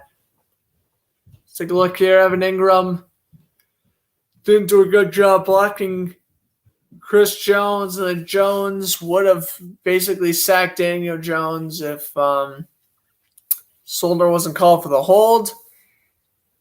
And here we go. 1st and 25. Giants might honestly take a kneel. I mean, probably not. Yeah, they're not going to. I kind of didn't expect them to.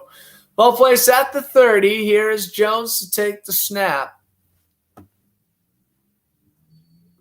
And a little toss over to Booker, and Booker will go down to the 40, and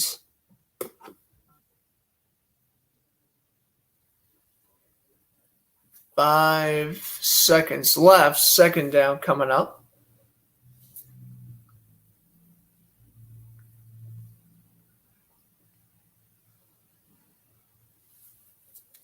Giants will receive the second half kickoff. So they got 9 off that Booker screen. And yeah, I'm probably going to take a break for the majority of the halftime. Just a little heads up for you. I will not be here much. But hope you guys have been enjoying the broadcast. And, of course, we'll be back when the third quarter gets underway. For the final 5 seconds, Jones fakes the inside handoff. We got whistle. We do. My goodness. The third flag against the Giants. Delay a game against New York. So back to 5 seconds.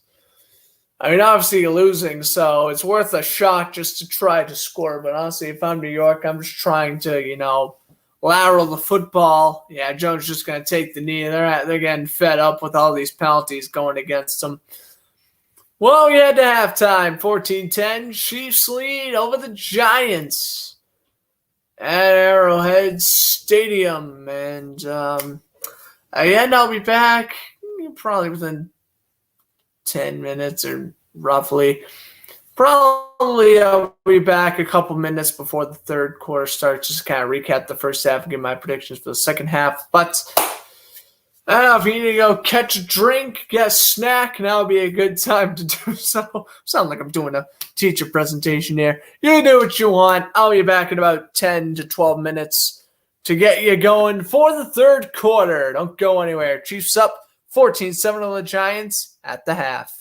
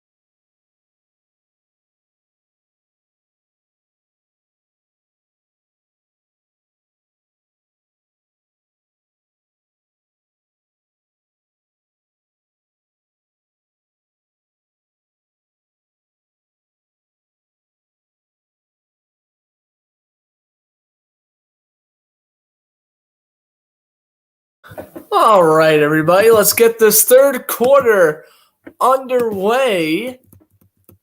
Giants to receive the ball.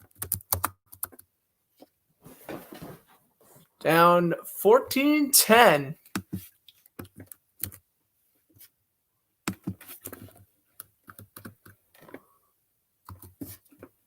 And here's Buckner to kick it away. So we'll get the quarter going.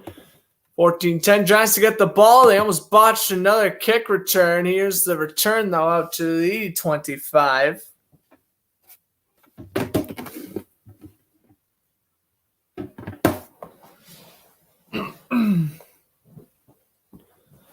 And so now it'll be a 1st and 10 to go here for the Giants.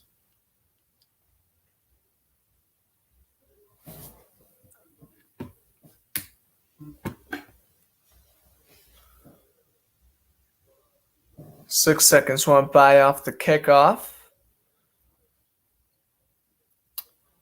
The Giants to get it at the 25. Where they usually get it, so that return was no harm, no foul.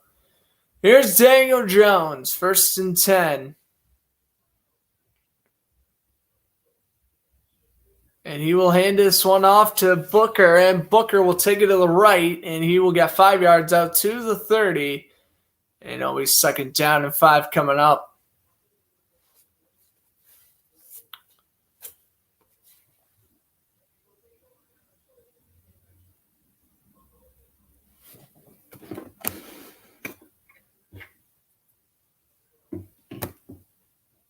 All right. 2nd down and 5. Linebackers right now are Gay, Newman, and Bolton. Bolton has a couple of tackles. Gay had the interception back in the 1st quarter. Here's the 2nd down and 5. Inside handoff. Booker will pick up 4. And it's going to be 3rd down and 1 coming up here for the Giants.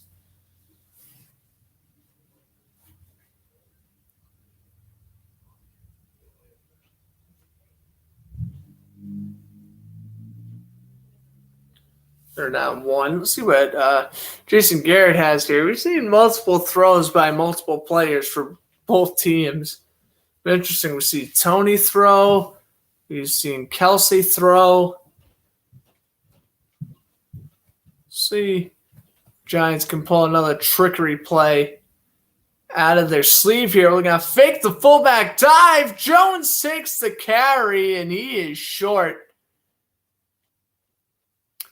Good tackle there from Gay. It's 4th and 1, and I would imagine the Giants punted. They are at their own 34-yard line. They would be insane to go for it here.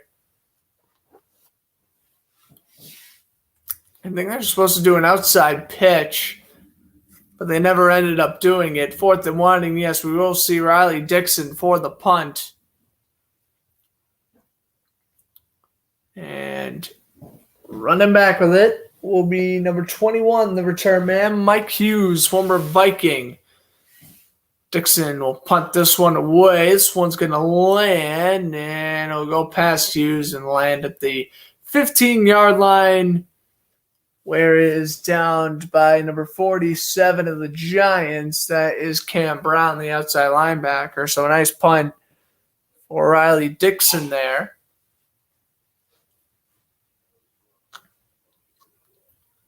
We have a holding against the Giants. Against the Chiefs, rather. So 1st down for Kansas City, with the ball being placed back a little bit.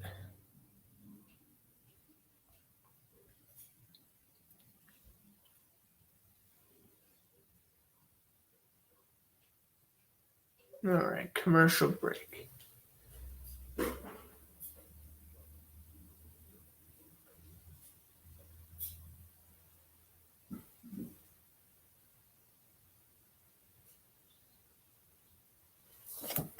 Let's go look at the NBA scores. I'm sure quite a bit of them have already ended.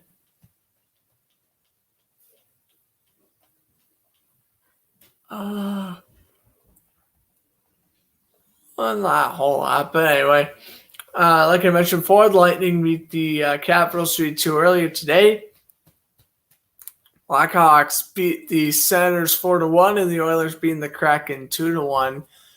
I think I'm going to go 2 for 3 in the predictions. I said Lightning will beat the Capitals. I said Oilers beat the Kraken. I think I said Senators beat the Blackhawks, which is kind of unfortunate. So, Chicago, weren't they winless? I think they were.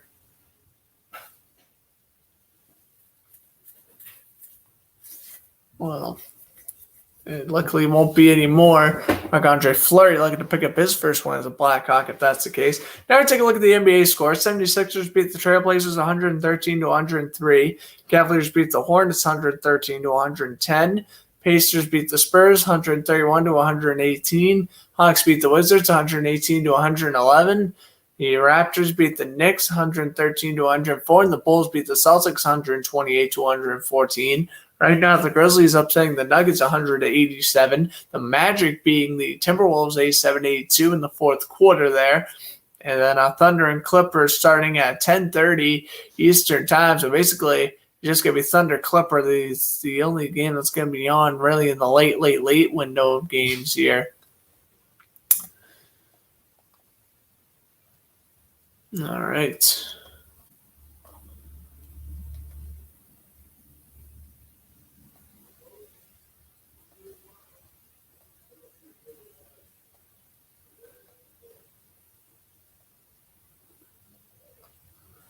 Guess we could also go over the soccer scores, but that will be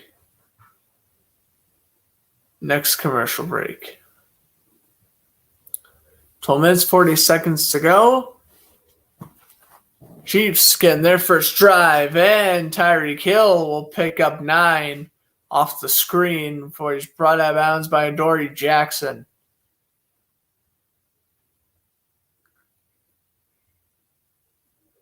That's Graham's second season as Giants defensive coordinator. Was coaching Yale before getting called up to New York. Well, placed now at the 19. Second down, 1 for the Chiefs. Handoff goes up the middle to the 25, and that is a nice little run there for number 21. 31. That was 31. That was Williams. That's 21. I don't know who that is with the carry, but your first half of the Chiefs nonetheless.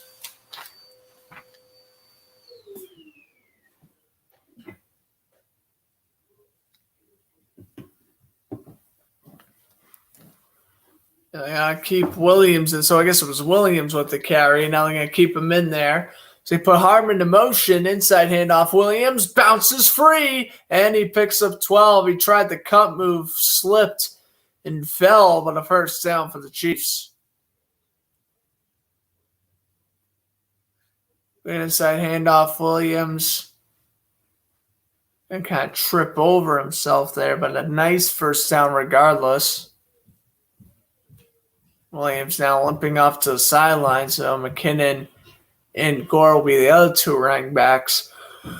For Kansas City, if necessary, we have a 1st and 10 here for the Chiefs. They're going to put the tight end in motion. Here's the handoff, and wrapped up and lost a couple. That was Gore on the tackle. We have 2nd down, 12 coming up.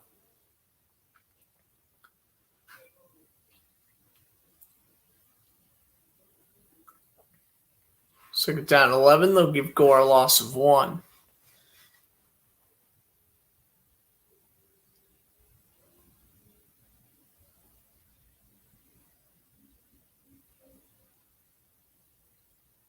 Holmes takes a snap, zips it over to the right. That one's going to be caught by Harmon, and he's brought down by Jabril Peppers. Or rather, Adoree Jackson. And Peppers is injured. I'm like, wait a minute. I saw the 20, and I was like, oh, that's Peppers. But I'm like, nope. Adoree Jackson, former Titan, getting the stop there. 3rd down, 8. Yeah, Peppers inactive, which is why I see Julian Love, who got his interception back in the first quarter. They're down and 8. Mahomes going to lob one up for Kelsey, and it's incomplete. Overthrew him, 4th and 8, and we're going to see another punt.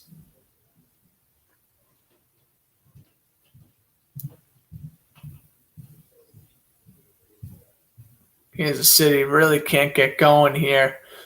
Trying to separate from Bradbury, good man-to-man coverage, and Mahomes with an overthrow.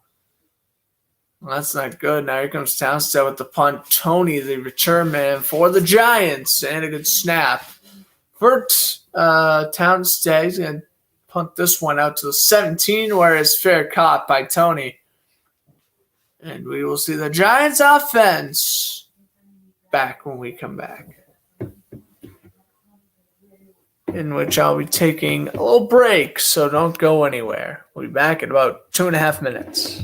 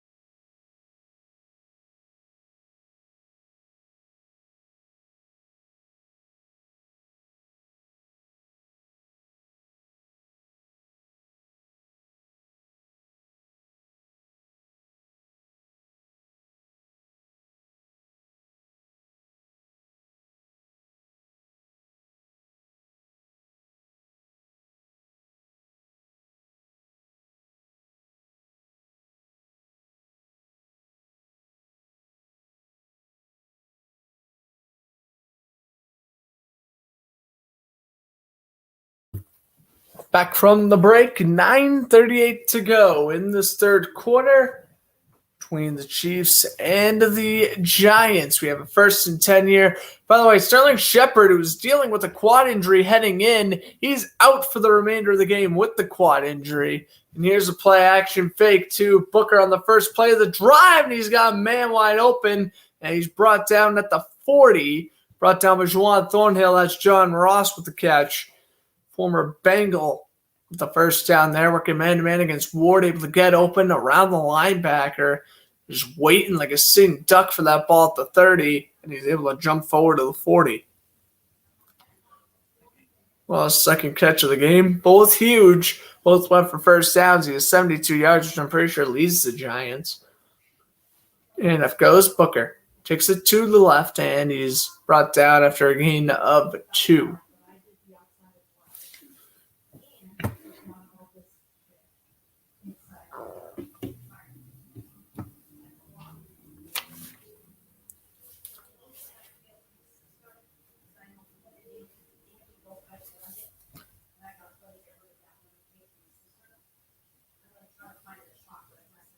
Round 7.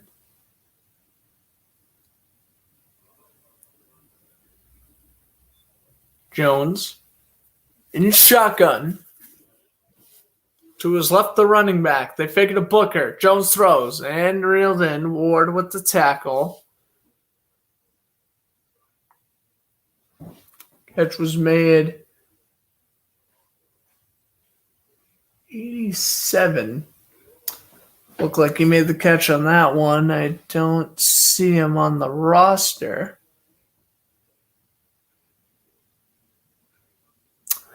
Regardless, it'll be 3rd down and 3. And shotgun again with Booker to his left. Jones to take the snap. Low snap, throws, and in out of the hands.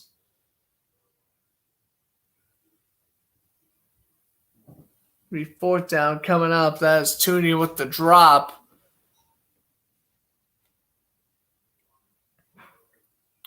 And Ward with a nice swat against the rookie receiver. So Giants don't go 3-0, but another punt nonetheless. And I don't know what Tooney was saying. He was pointing at something to go back. I don't know if he was talking about pull Daniel Jones. That may not be a bad idea. Riley Dixon has 7 punts inside the 20 with 3 touchbacks. This punt, ball placed at the 47, and this punt will land at the 20. And in fact, it'll land at around the 15, near the 10. Probably mark it around the 11, 12-yard line. As Kansas City can get it back. 7:33 to go in the 3rd quarter. We'll head to commercial break. I think I'll stay on for this one. I'll kind of probably take 2 off. Power through 1. Probably. That's how I'll do this. We have some MLS action. Seattle against LA. That game 0-0. In the 7th minute. Oh, excuse me for the yawning. Thursday night football between the Jets and the Colts. There's a good chance if I commentate Thursday, I'll be doing Bruins and Red Wings over that game. Just letting you know, I'll probably be doing hockey instead of football. But yes, at the moment, I can't do my NFL predictions for next week. So next week we have Colts and Jets, of course, the Thursday night game, like I mentioned. Mike White may still play good. I think he will actually play pretty good. But give me the Colts in that one. Browns and Bengals. Ooh. I don't know. I do not know. Bengals might actually win that game. Cleveland can very well win. I wouldn't be surprised. Dolphins beat the Texans. God, both teams are 1-6 somehow. Well, I mean, the Texans were expected to be awful. Not the Dolphins, but Miami's going to get their 2nd win of the year against the Texans. I'm not worried about that. Even if Tyrod Taylor comes back, I don't care. All right, Vikings and Ravens, rather, Baltimore. Vikings losing to Cooper Rush. They're most certainly losing to Lamar Jackson. There's no and ifs or buts about that. Giants got the short week. They're playing the Raiders on Sunday. Yeah, I got Las Vegas win that one. The Bills will take care of the Jaguars. The Broncos and Cowboys. Dallas will beat Denver. I would say that's a pretty good prediction. The Saints will beat the Falcons. Patriots will beat the Panthers, probably. Now on to the 4 o'clock game. Chargers will beat the Eagles. Cardinals to beat the 49ers. Well, if Kyler Murray is healthy, Cardinals beat 49ers. If it's Colt McCoy or whatever the heck else they got, give me San Francisco on that one. Chiefs and Packers, probably the game of the week. Probably the game I'm going to try to commentate next Sunday. Give me Green Bay in that one. And then Rams and Titans. That's a decent Sunday night game. Give me the Rams. And then next Monday is Bears and Steelers. Bears or Steelers? I don't know. I got to think about that one. Probably the Bears, but we'll see. Mahomes is going to throw deep on 1st and 10 and nearly picked. Looking for Hill again on the coverage. He's been there all night. It's Adoree Jackson. He's playing extraordinarily well. Take a look again here on the replay. Hill with pretty good breakaway speed. And just a dropped interception by Jackson. Yeah, I don't know why Mahomes is going deep on 1st down all of a sudden.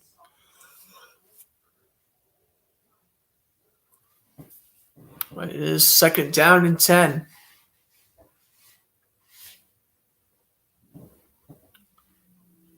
Harmon in motion.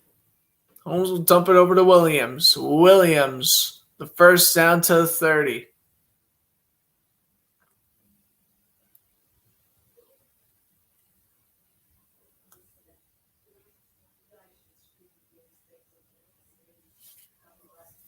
Seven minutes left now in the 3rd quarter.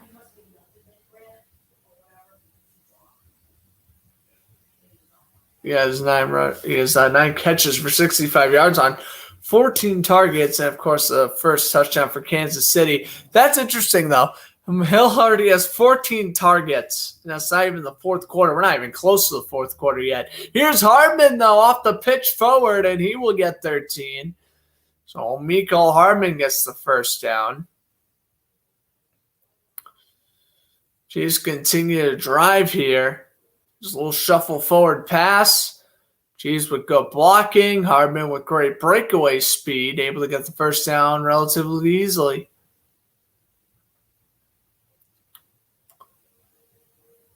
We got Kelsey on the bench right now. They got the tight end Gray in as they'll throw it outside for Hardman. And again, Hardman running after the catch, and he will pick up 9. It'll be 6 minutes left, third quarter. And counting, and there's Hardman for a gain of 9, and then they'll bring Kelsey back out there. 1 catch for 3 yards on 4 targets. I expected a big night out of him for my fantasy team, not delivering, to say the least. Chiefs receiving yards have 161 on the night, 141 of those coming after the catch. Here's a little run up the middle. Going down to the 48-yard line.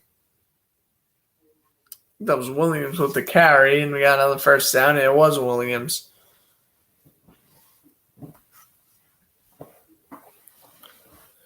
So another first down for Kansas City. Trying to lower the shoulder and picks up 4 on that one.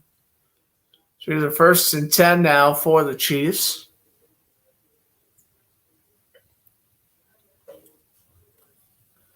Got Blake Bell, the tight end, in there, along with Kelsey, Kemp, and Robinson. So kind of giving all their starters a playoff. Mahomes got fired down the middle, and that one's reeled in Robinson to the 29, maybe the 28, depending on where they spot it.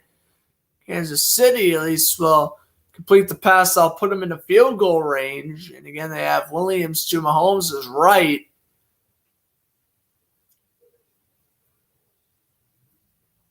He's throw instead going for the outside throw and have the receiver catch and run. You got Robinson able to get open at the 28-yard line. Here's a snap. Mahomes will dump it over and complete for Hardman. Now we'll check the flag. If there was one, or no. Timeout Giants.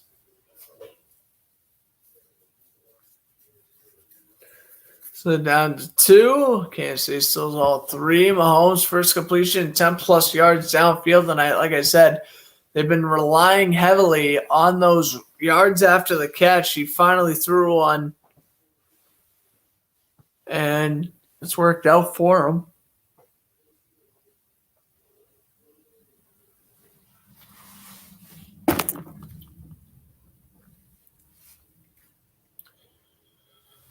Snap up the middle to Gore. That's how the Chiefs scored their second touchdown. And looking for their third right now. Here's the handoff. And Gore will take it to the outside, and he will pick up 12, and that's another first down for Kansas City. Flag is down for a 4 to go in the third. That's the quarter going by pretty quickly. Let me try to back up the stand here. So a quick kick in it. Here is the flag, and we're going to call a hold on Trey Smith. So that'll probably back him up 5, and it's going to be second down and long coming up. Kelsey also kind of holding his defender. So we get 1st and 20. So that's right. So the loss of it down. Trey Smith is the rookie. Played every snap this season, but got the penalty there. There's 1st and 20. They got Hill in motion. They got Figure to Williams. Holmes going to roll out. He's going to step back. He's going to launch one for Hill. That one's way out of bounds. 2nd and 20.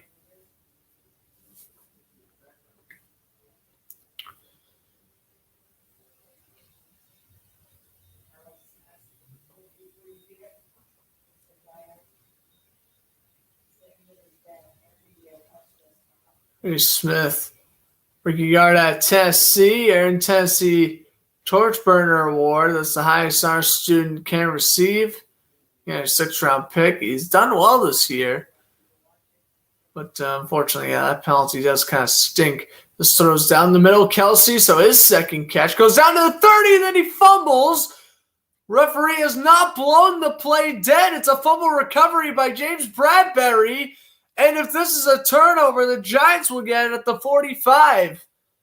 Something's up with Travis Kelsey for sure. He's been on and off the bench. That was just the second catch of the game. Juwan Love looked like punched it out. Also, there was Logan Ryan. And it was Ryan the one who ended up punching it out in the end. And then Bradbury picked it up to the 45 as the second Chief turnover. Giants getting the ball when we come back.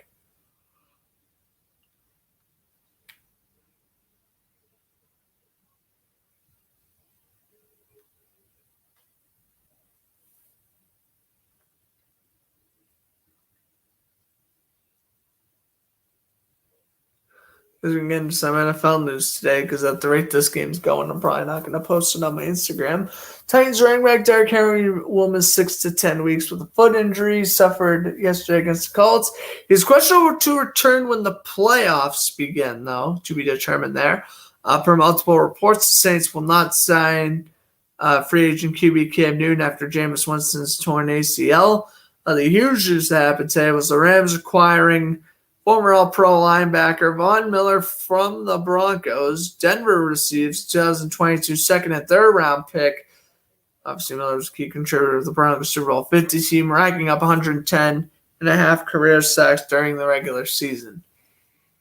Thanks to the Derrick Henry injury, the Titans signed veteran running back Adrian Peterson to the practice squad. Golden Knights center William Karlsson missed 6 weeks with a broken foot.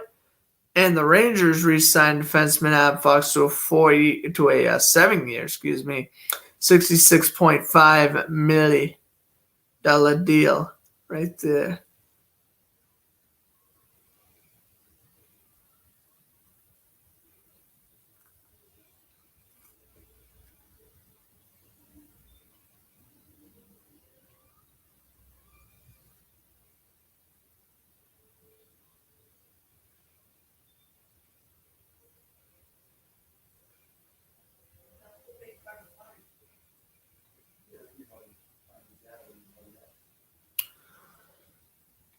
Okay.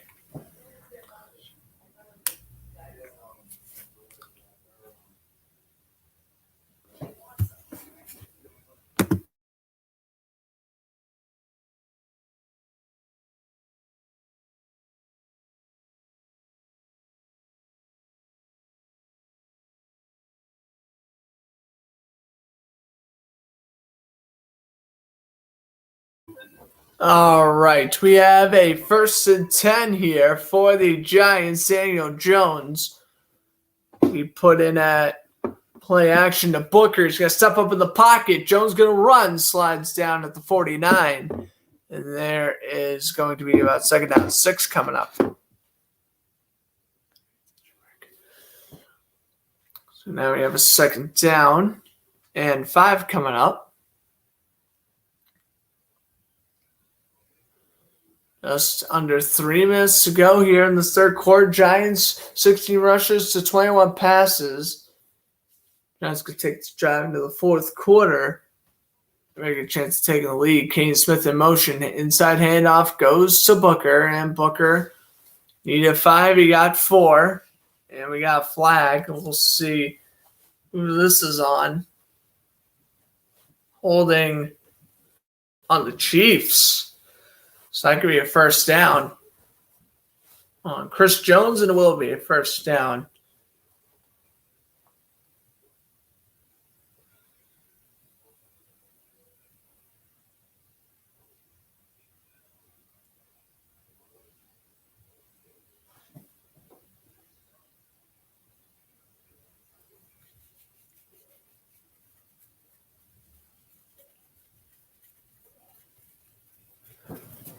First and 10.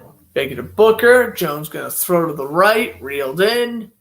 Stephar, man, gain of 6. I mean, not an awful play by any means. That's Colin Johnson, former Jaguar, making his first catch of the game. That's going to be a gain of 6 for the third-year receiver. Or second-year receiver, rather. He was a rookie. I think he was drafted in the 5th round by the Jaguars. I don't know why they released him, but they did. And Giants were able to pick up a good player on free agency.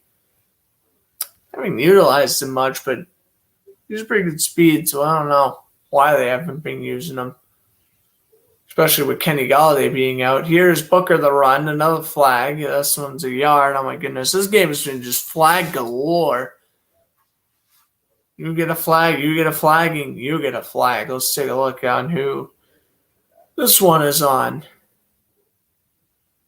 Penalty against the Chiefs. So 2 flags on Kansas City and 3 plays, and this one's offsides on Chris Jones. So both penalties go to Chris Jones.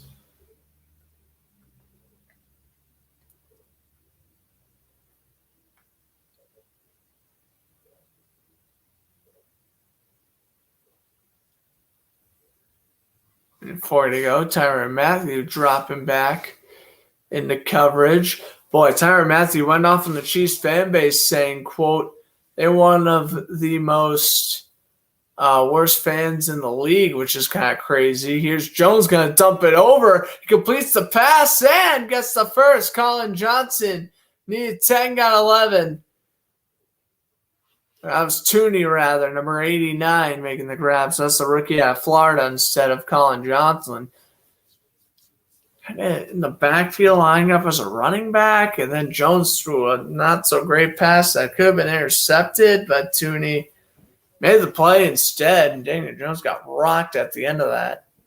But now Tooney has 3 catches for 20 yards, 15 of those coming after the catch. Jones with a handoff, and Booker will bust free, and he'll pick up 9, maybe a first, depending on where they spot it.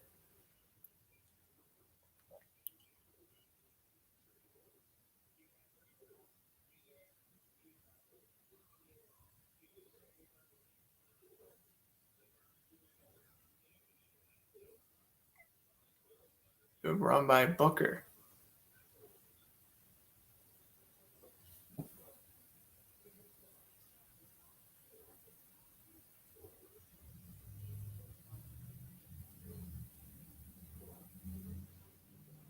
Jones on 1st and 10, an empty backfield, dump it over to the 5-yard line. It's Tooney. And that's going to be the end of the 3rd quarter. So it is 14-10. The Chiefs in front, but the Giants are cruising along here. Kick the extra point. 1-point game. If they go for the touchdown, they lead by 2, probably 3 if you include the extra point. 4th quarter coming up here on YouTube, but don't go anywhere. Chiefs up by 4, but I think that's going to be short-lived.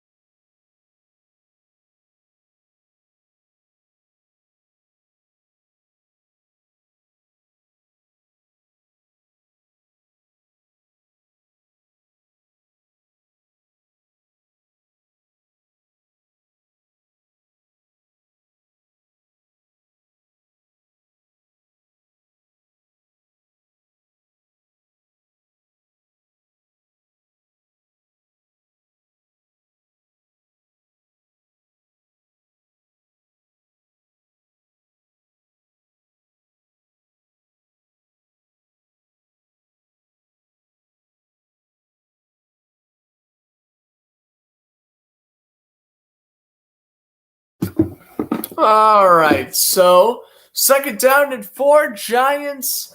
To begin the fourth quarter, Daniel Jones will lob it up for Kyle Rudolph. He had the only Giant touchdown up to this point. It's incomplete, 3rd and 4, so that's going to be another target for Rudolph, but it was overthrown by Daniel Jones. Of course, this Giant drive is because of Travis Kelce fumble back at around the Chief 30.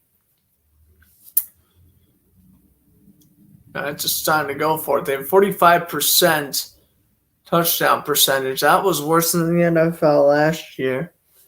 Here's the 3rd down and 4. Booker the running back. Ingram, Johnson, Slayton, and Ross. The tight end and the 3 receivers. Jones fires low and it's caught by Evan Ingram, the tight end for the score, and the Giants silence Arrowhead Stadium. They lead at 16-14. Ingram with the TD, and after a scoreless third quarter, New York finally scores, and they take their first lead of the game. And how about that one? Unreal throw by Daniel Jones, able to throw it down low, get at Daniel Sorensen's reach. I mean, how has Sorensen not been released yet by this team? He's been playing awful all season long, truth be told. And Evan Ingram gets the touchdown. Graham Gano for the extra point. He nails it.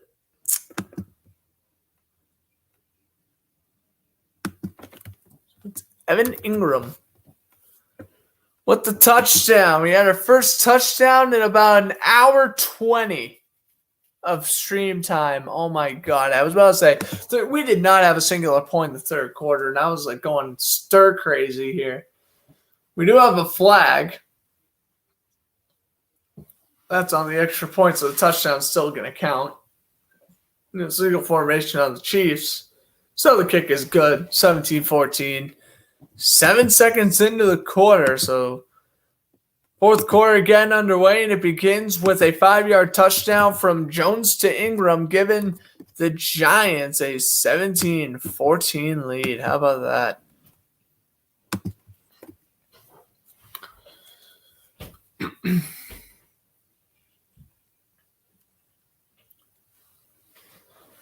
Simple. Ingram's running your simple end route as a tight end. He's going to make that play all day. Good poise by Daniel Jones, though.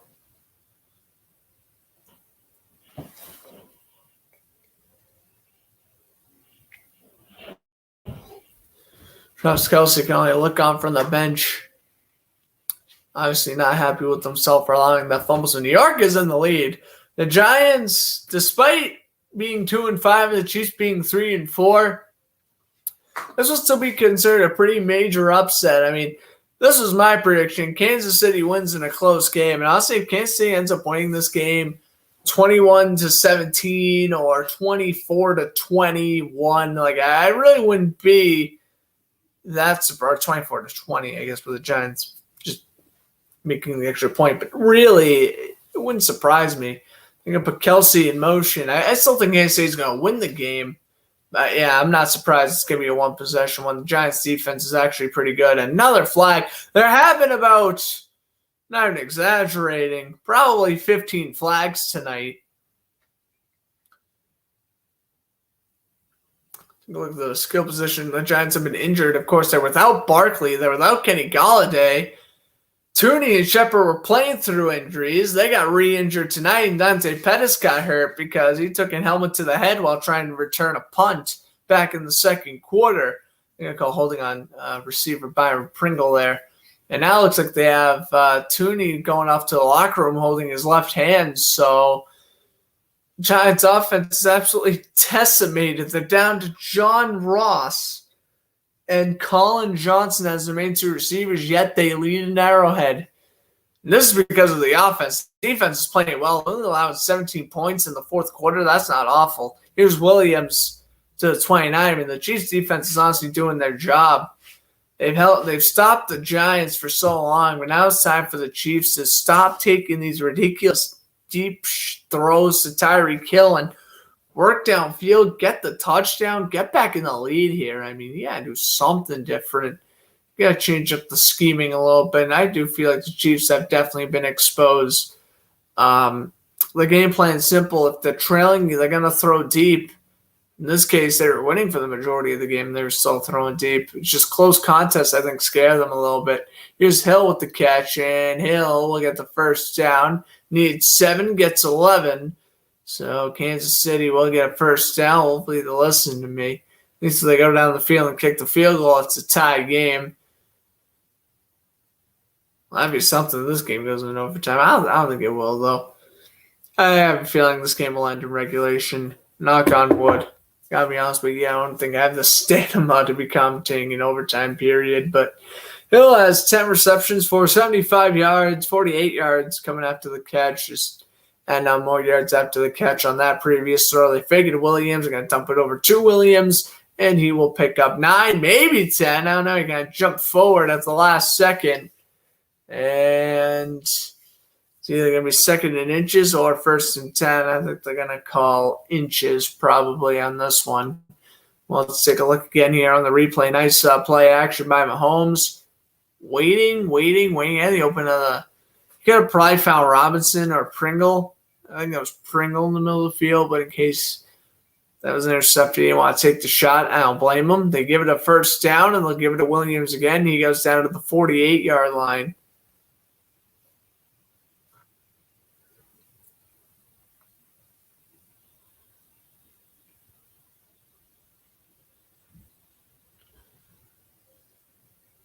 Down to 13 minutes to go, fourth quarter. I'm thinking one thing, the Chiefs can kill this clock down to about, it would be incredible if they kill this clock down to around the 8-7 minute mark. I don't think they will. I think they'll probably kill it down to at least somewhere in the 10s. I don't know. They are at the 48-yard line, though, so we'll see what happens. They're going to fake it to Williams. Mahomes trying to say, who cares about chewing clock? We got to score. Mahomes going to run and needs 6, and he'll pick up 7, first down, Kansas City. Mahomes coming back to the huddle. Again, Chad Henne, the backup for the Chiefs, if anything's to happen to Mahomes.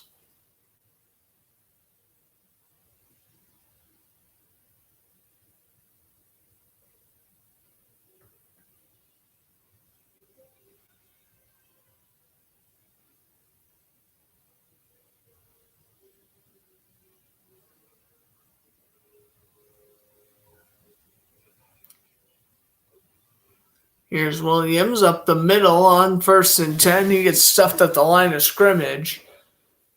Harris was there mainly. 2nd down coming up another flag.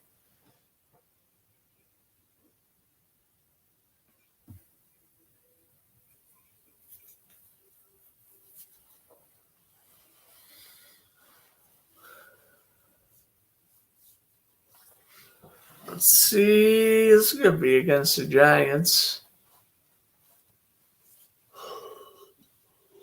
It is against the Giants. I'm going to call it on the outside linebacker. Take Crowder, number 48. Let's take a look here. And, oh, yeah, he brought down Kelsey at the end of the play. Or, no, that wasn't Kelsey. It was Blake Bell. Yep, smart call by the officials. Player safety.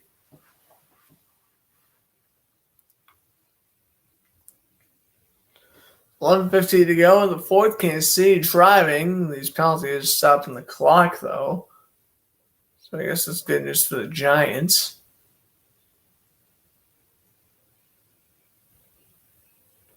And the officials still looking it over with Joe Judge.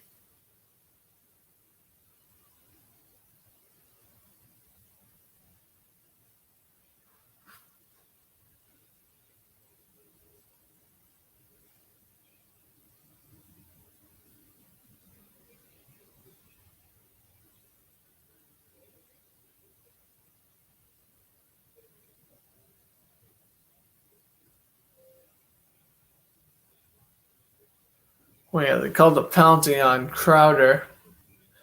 I don't know what the officials were talking to Judge about, but Mahomes will zip it and dropped. That's Blake Bell. Backup tight end. He's going to drop those sometimes.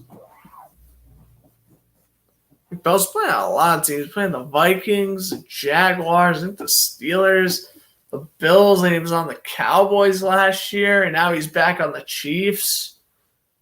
That one was in the breadbasket, incomplete for Blake Bell. It is 2nd down and 10 coming up here for Kansas City. Kelsey put in motion. And off goes. And Williams losing about 5.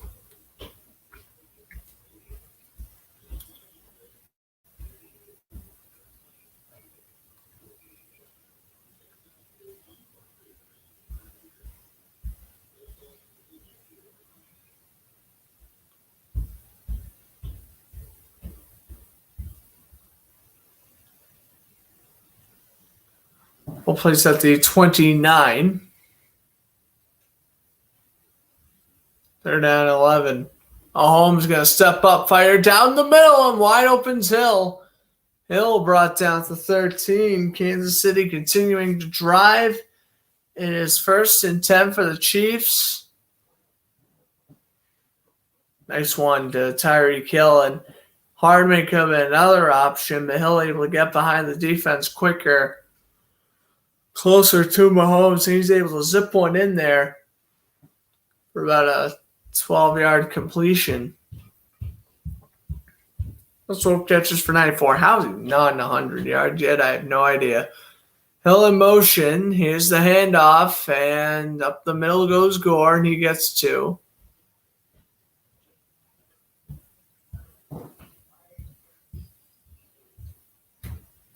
Clock will now run to under 10 minutes.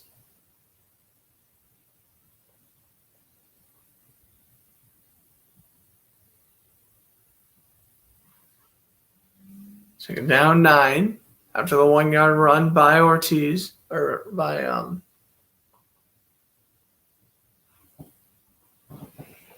thinking of Gore. Here's 2nd down 9. Holmes going to step up, throws a cross body for Hardman, stays on his feet. The ball never touched the ground. Or did it? Referee signaling incomplete. I thought it touched the ground. It did. And they're going to count it 3rd and 9, and Hardman's in shock. Let's see. Clearly touched the ground.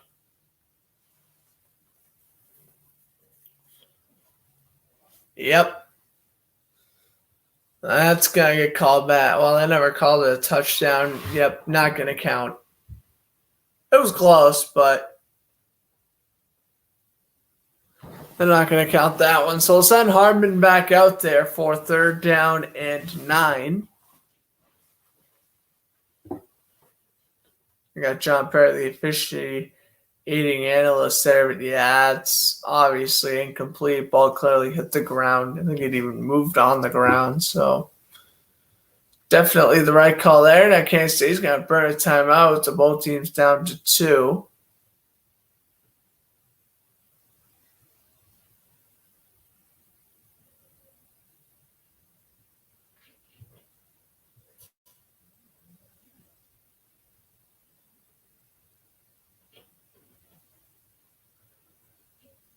See here, 3rd down 9 for Kansas City. I don't know what you do here. Well, you definitely don't run. Maybe you'll play action.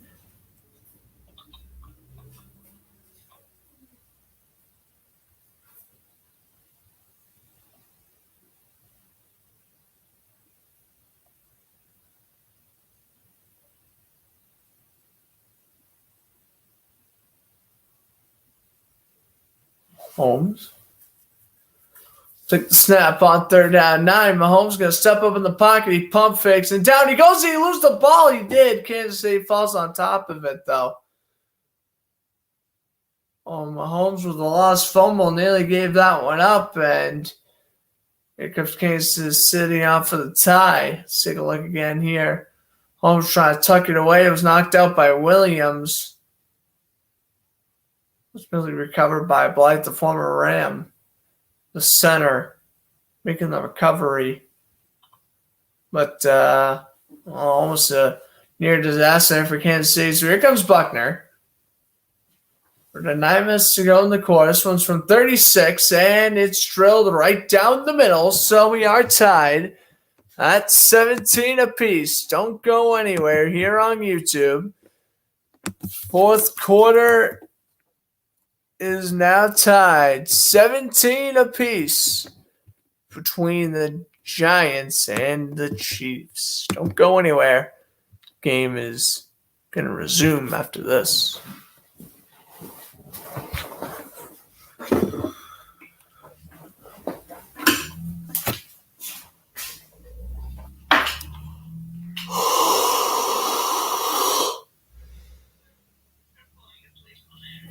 Yeah.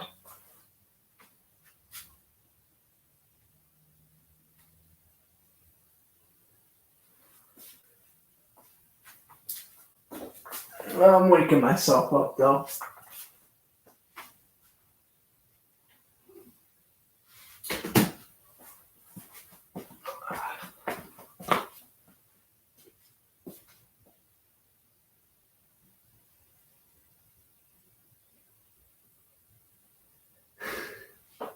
Yeah. Okay. Nah, I'm waking myself up now. Jogging in place, doing stuff, keeping myself activated. Nah, we're good. There's only 9 minutes left. I can power through. I've been more tired than this doing it. Not powered through. Yeah. You are on a roll. And yeah, I noticed. Thanks for trying to make me horny. I noticed.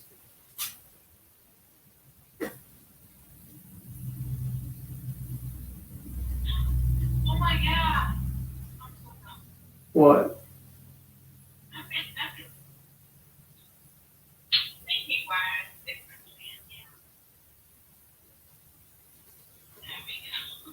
There we go.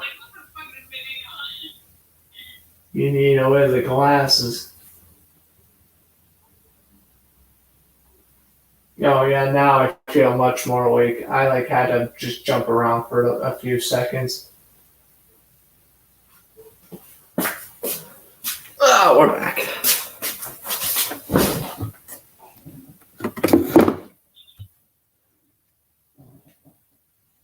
All right. Back at it again. 8:43 to go in the fourth.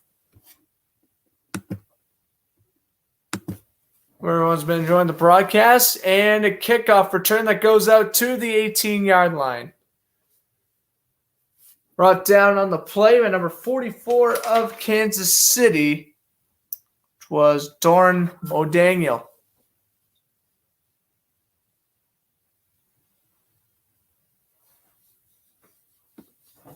And it will be first and 10 there. 40 yards allowed per drive. That's worse than the NFL for Kansas City, along with 68 yards. That's not good.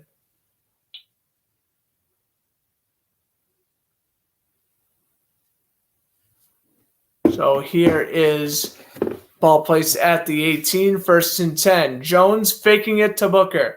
And he'll dump it over to Ingram. Evan Ingram with a first down, or with a 5-yard gain. You have room for the first down, but elected to make a tackle. That wasn't good. So it's now second down and 3. Ingram has 2 receptions for 12 tonight. So that's his first target since the touchdown. That was a while back in the first quarter. I think that was before the Rudolph touchdown. Here is Jones. Handing off to Booker. He'll bounce to the outside and make it third down and 1.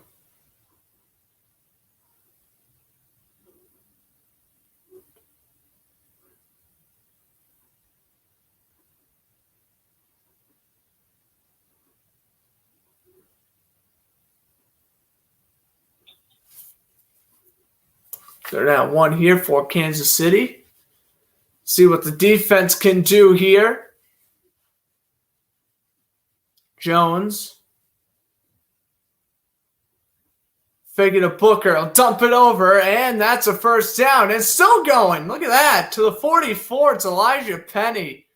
First down, Giants. That was a nice one. Off the play action. And there is a flag. Well, hopefully for the Giants, this one don't come back.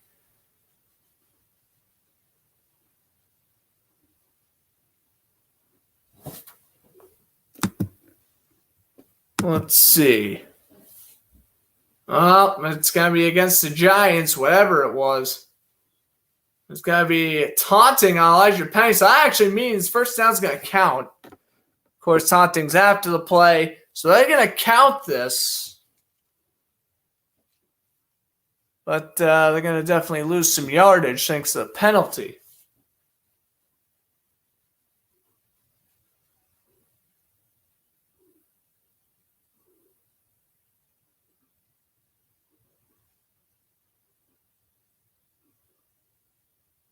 $7:16 to go, fourth quarter. Clock stopped thanks to the penalty, but the drive, however, does not. Elijah Penny with a fantastic grab, getting the first down for the Giants. 7:16 to go, Arrowhead on their feet, trying to rally up this defense here. It's been lackluster, but they've done their job tonight. Here's Jones dumping it over to the left, reeled in and brought down. That is Johnson with the grab, and it's going to be second down coming up.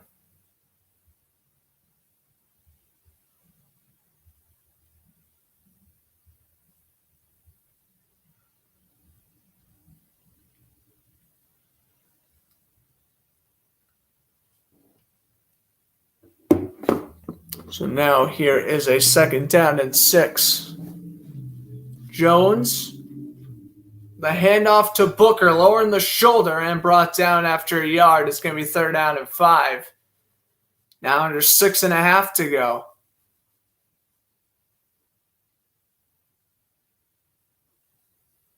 It's going to be third down and 4 coming up. Well, Giants convert their second third down on the drive. That's the question. They got Rudolph as the tight end, Johnson, Slayton, and Tony, the main 3 receivers. So I guess Tony's been kind of in now. Johnson's been getting a lot of reps in the fourth quarter. Slayton's starting to get involved a little bit as well. Obviously, they keep Booker in as the running back. I mean, there's no really need to change that. Third and 4. Jones throwing deep. He's got Slayton off his hands. There is a flag. Slayton outran Ward. But there is a flag, and we'll get a hold against Kansas City. They call it on Shadavius Ward. Name's always at least his first name's always a tongue twister. But yeah, he held left side of the jersey there on Slayton, and he kind of held him again afterwards.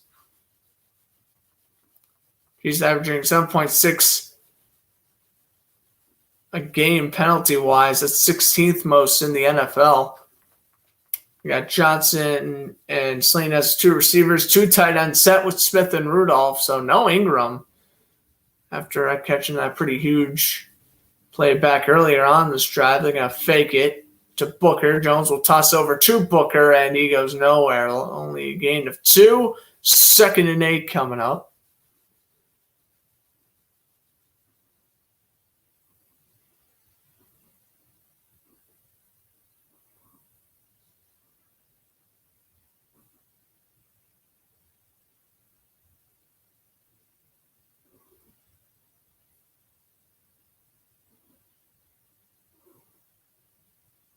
Jones only has 7 incompletions. I was expecting to have a little bit more than that, honestly, but he's played safe, and really, other than the first drive, he's played well. That one's batted in and out of the hands of Slayton, incomplete. Felton on the coverage. It's going to be third down coming up. I was about to say that pick definitely wouldn't have been Jones's fault. One bounced in out of the hands of Slayton. Incomplete for Melton. Good coverage. Nice knock away. It's going to be 3rd down and 7. You're going to put Ingram back in the game. Johnson, Slayton, and Tony, the 3 main receivers.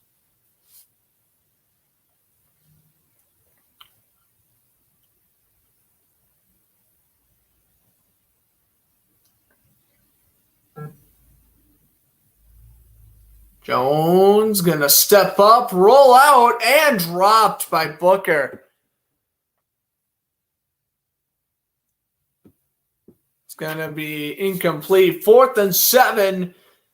And this is what you don't want to do if you're the Giants. Give Patrick Mahomes the ball back with plenty of time to try and close out this football game. We got 4:49 left in the 4th.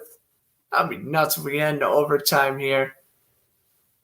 But we will see what happens. Here's the punt from Dixon. His 4th punt. He has 2 that land inside the 20. He's averaging 45.3 yards a punt. Dixon will deliver. This one is at the 24 and downed there. 4:41 to go in the 4th.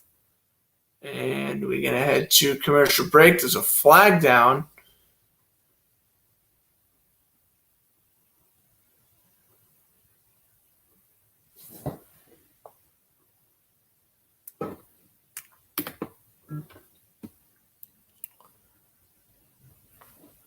See what the flag is on. 4:41 to go, 4th quarter.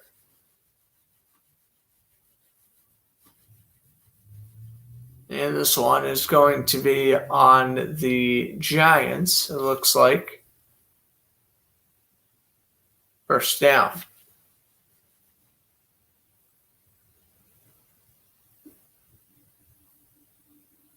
Holmes coming back up. 26 for 44, 235, a TD, and a pick. Will we see Mahomes magic? We'll see, but we'll have to wait for a commercial break. Don't go anywhere. Final 5 coming up between the Chiefs and the Giants. We're tied up at 17 late in the 4th.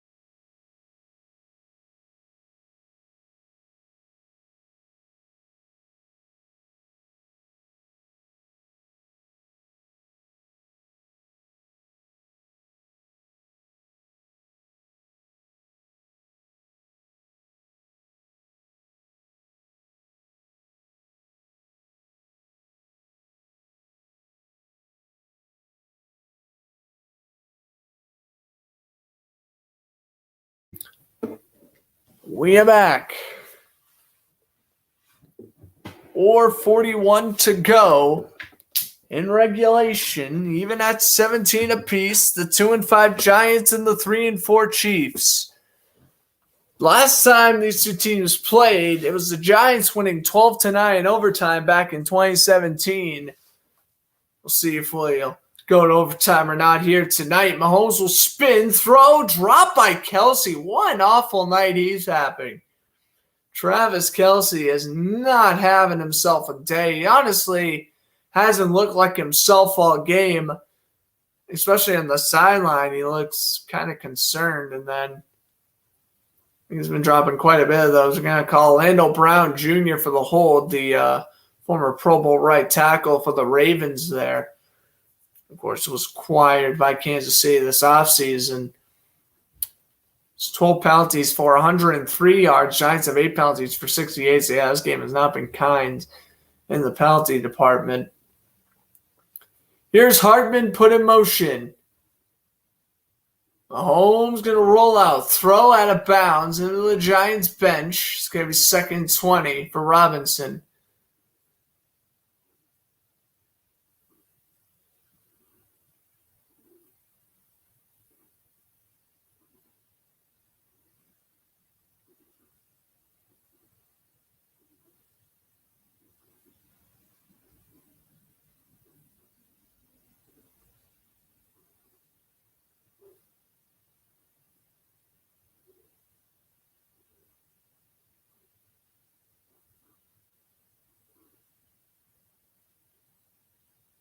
On 20, Mahomes.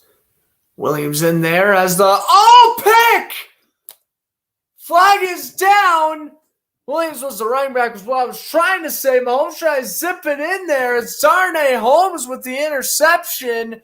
Who's this going to be on? The Giants. The pick will not count. Oh, my gosh. Offsides on O'Shane Exmans, the outside linebacker. Oh, gosh. Yep. That's going to be encroachment. And then there wipes away a pick by Holmes. As Mahomes trying to fit that one in there to Byron Pringle. Pick gets called back. It's 2nd and 15. Ball placed at the 24. Mahomes firing down the middle. It's Kelce. Kelce with a nice move. Kelce's going to just pull defenders 14 yards. Make it 3rd and 1, but we have another flag. Oh, my goodness. This is what, the 14th penalty going against Kansas City here? Aiming and penalized left and right. Personal foul, face mask. Oh, on the Giants. This is their 10th penalty, or 9th penalty.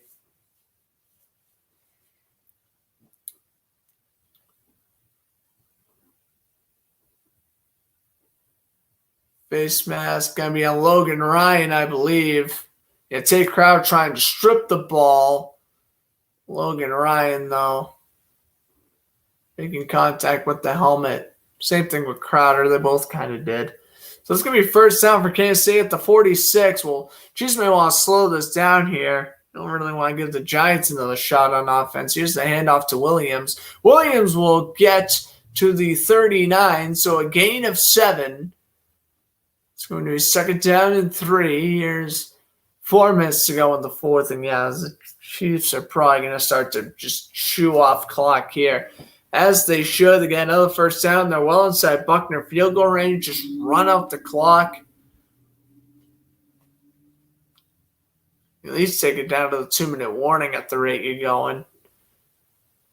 And here's another handoff and another 1st down for Williams to the 34-yard line.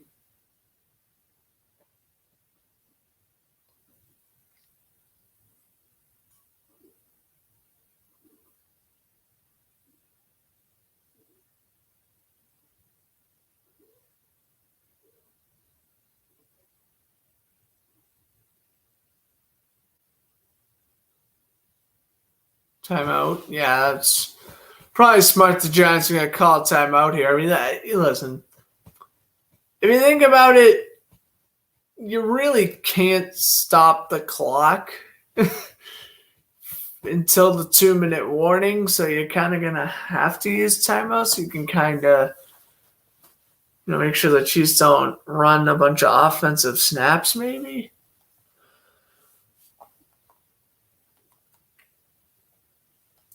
All right. Blackhawks did defeat the Senators 5-1, and the Oilers have a 3-2 lead over the Kraken in the second intermission.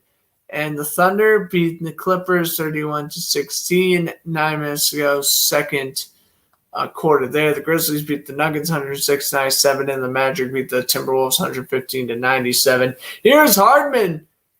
Hardman with running room to the 20, and he's upended at the 10. He's going to land at the 8. First and goal, Kansas City. The little pitch forward to Hardman. Nice cut up the middle.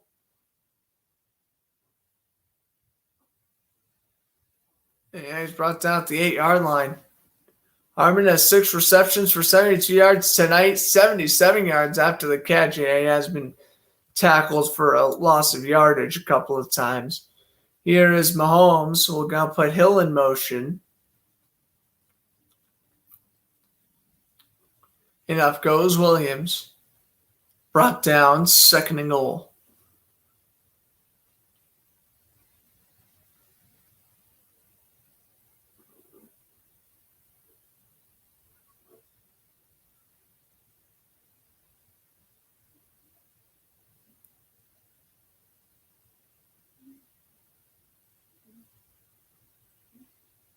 Second and goal. 2:12 to go. I think Kansas City's going to snap the ball here. I mean, they kind of shouldn't. They don't need to. Mahomes is going to wait. Yep. 2-minute warning. Chiefs well inside field goal range, but the Giants have a timeout, so Kansas City cannot run down the clock. We'll see what happens here at Arrowhead. Game even at 17 apiece. All right, we'll catch you on the back end of the 2-minute warning, and we'll call the remainder of this game.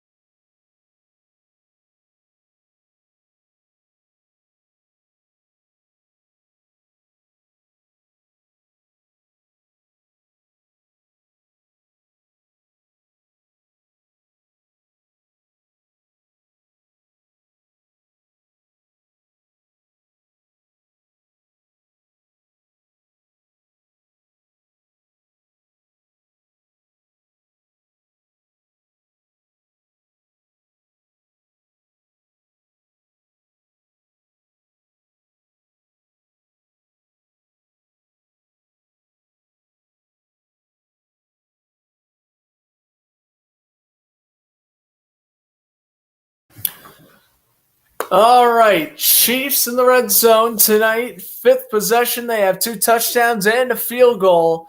And Mahomes got to flip it to Kelsey here on 2nd and goal. Giants trying to strip him of the ball. He can't do it.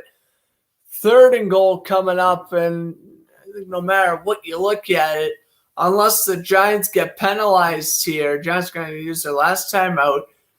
Basically, as long as the Giants don't get penalized on this 3rd down, they're getting the ball back. whether they're down by a field goal or a touchdown, they are getting the ball back unless they get penalized on this third down. And don't force a turnover at that point. Mahomes can take a couple of kneel downs and bring Harrison Buckner out, kick the game-winning field goal. We're on to week 9, but Daniel Jones is warming up. And again, the Giants should be getting the ball. The question is, are they going to be down by 3 or by 7? Or will they get a miraculous turnover? And we can kind of see a game-winning drive. We'll see. 3rd and goal. Kelsey put in motion. I mean, there's no need to throw, but they will throw. Mahomes is going to run around and take a sack. Well, that wasn't the best decision in the world. I mean, he didn't fumble, which was good, but in reality, losing yardage was not smart there. That was Keenan Crossan, former Bronco, getting the sack. Make it 4th and goal, and oh my goodness, Mahomes taking a shot to the shoulder here. That was a little dangerous. Again, I don't know. I mean, obviously you don't want to throw it out of bounds. I mean, at least that was smart. He could kill more clock, but he injured his shoulder. Oh, by the way, Harrison Buckner's made the last 36 field goals from inside 40 yards. This one from 34. Good snap, good hold, and he's going to make this one. 34-yard kick is good, and the Chiefs lead it 20-17 with 1:07 to go.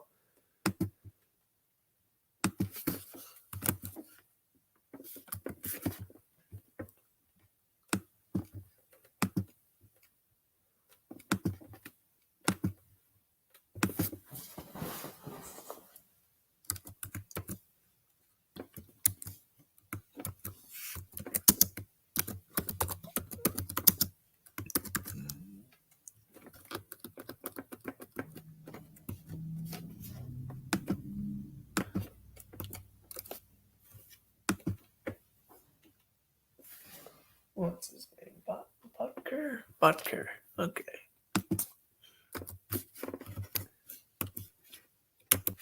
All right.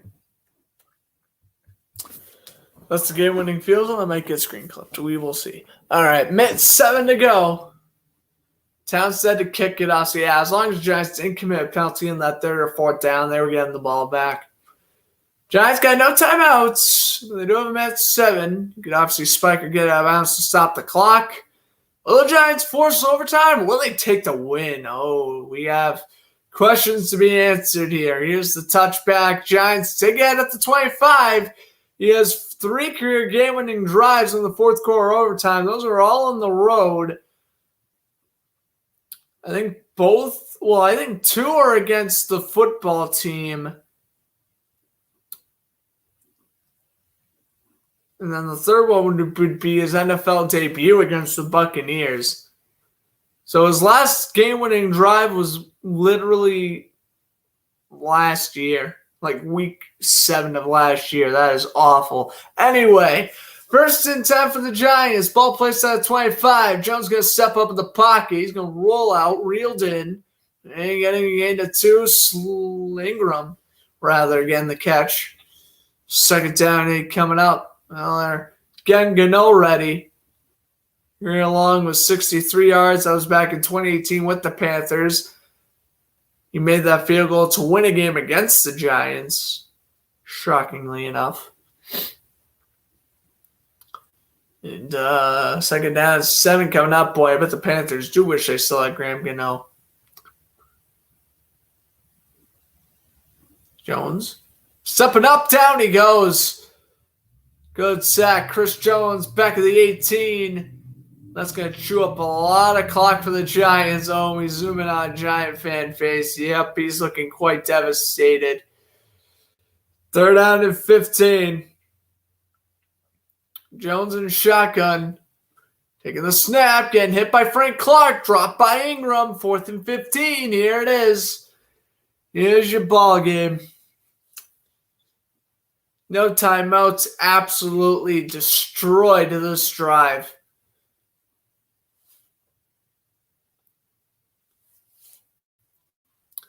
Right now, you can't even focus on points. You got to focus on this 1st down. 4th and 15, that's going to be a tough challenge. Crowd is going nuts. They got Booker set up to the left. 4th and 15.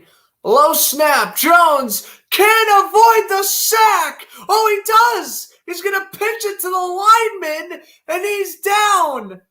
Frank Clark will get credit with the sack, and the Chiefs will go back to 500. They'll go to 4-4.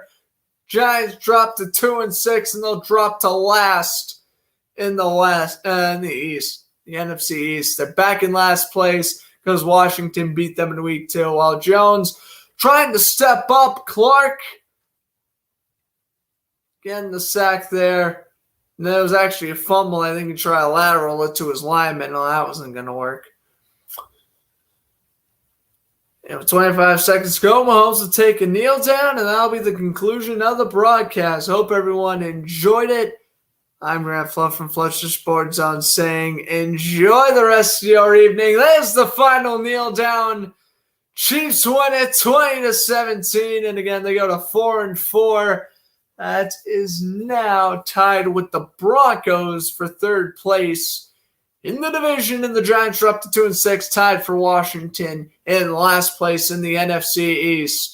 I hope everyone enjoyed the broadcast. If you did, hit that like button, go subscribe. I want to thank Hayden for hopping off in the first half. That was a lot of fun having him on. And I hope everyone, again, enjoyed it. I'm Grant Fluff from Fletcher Sports. I'm saying enjoy the rest of your evening. We'll catch you tomorrow for some World Series action if I can make it on Game 6 Braves Astros tomorrow. Enjoy the rest.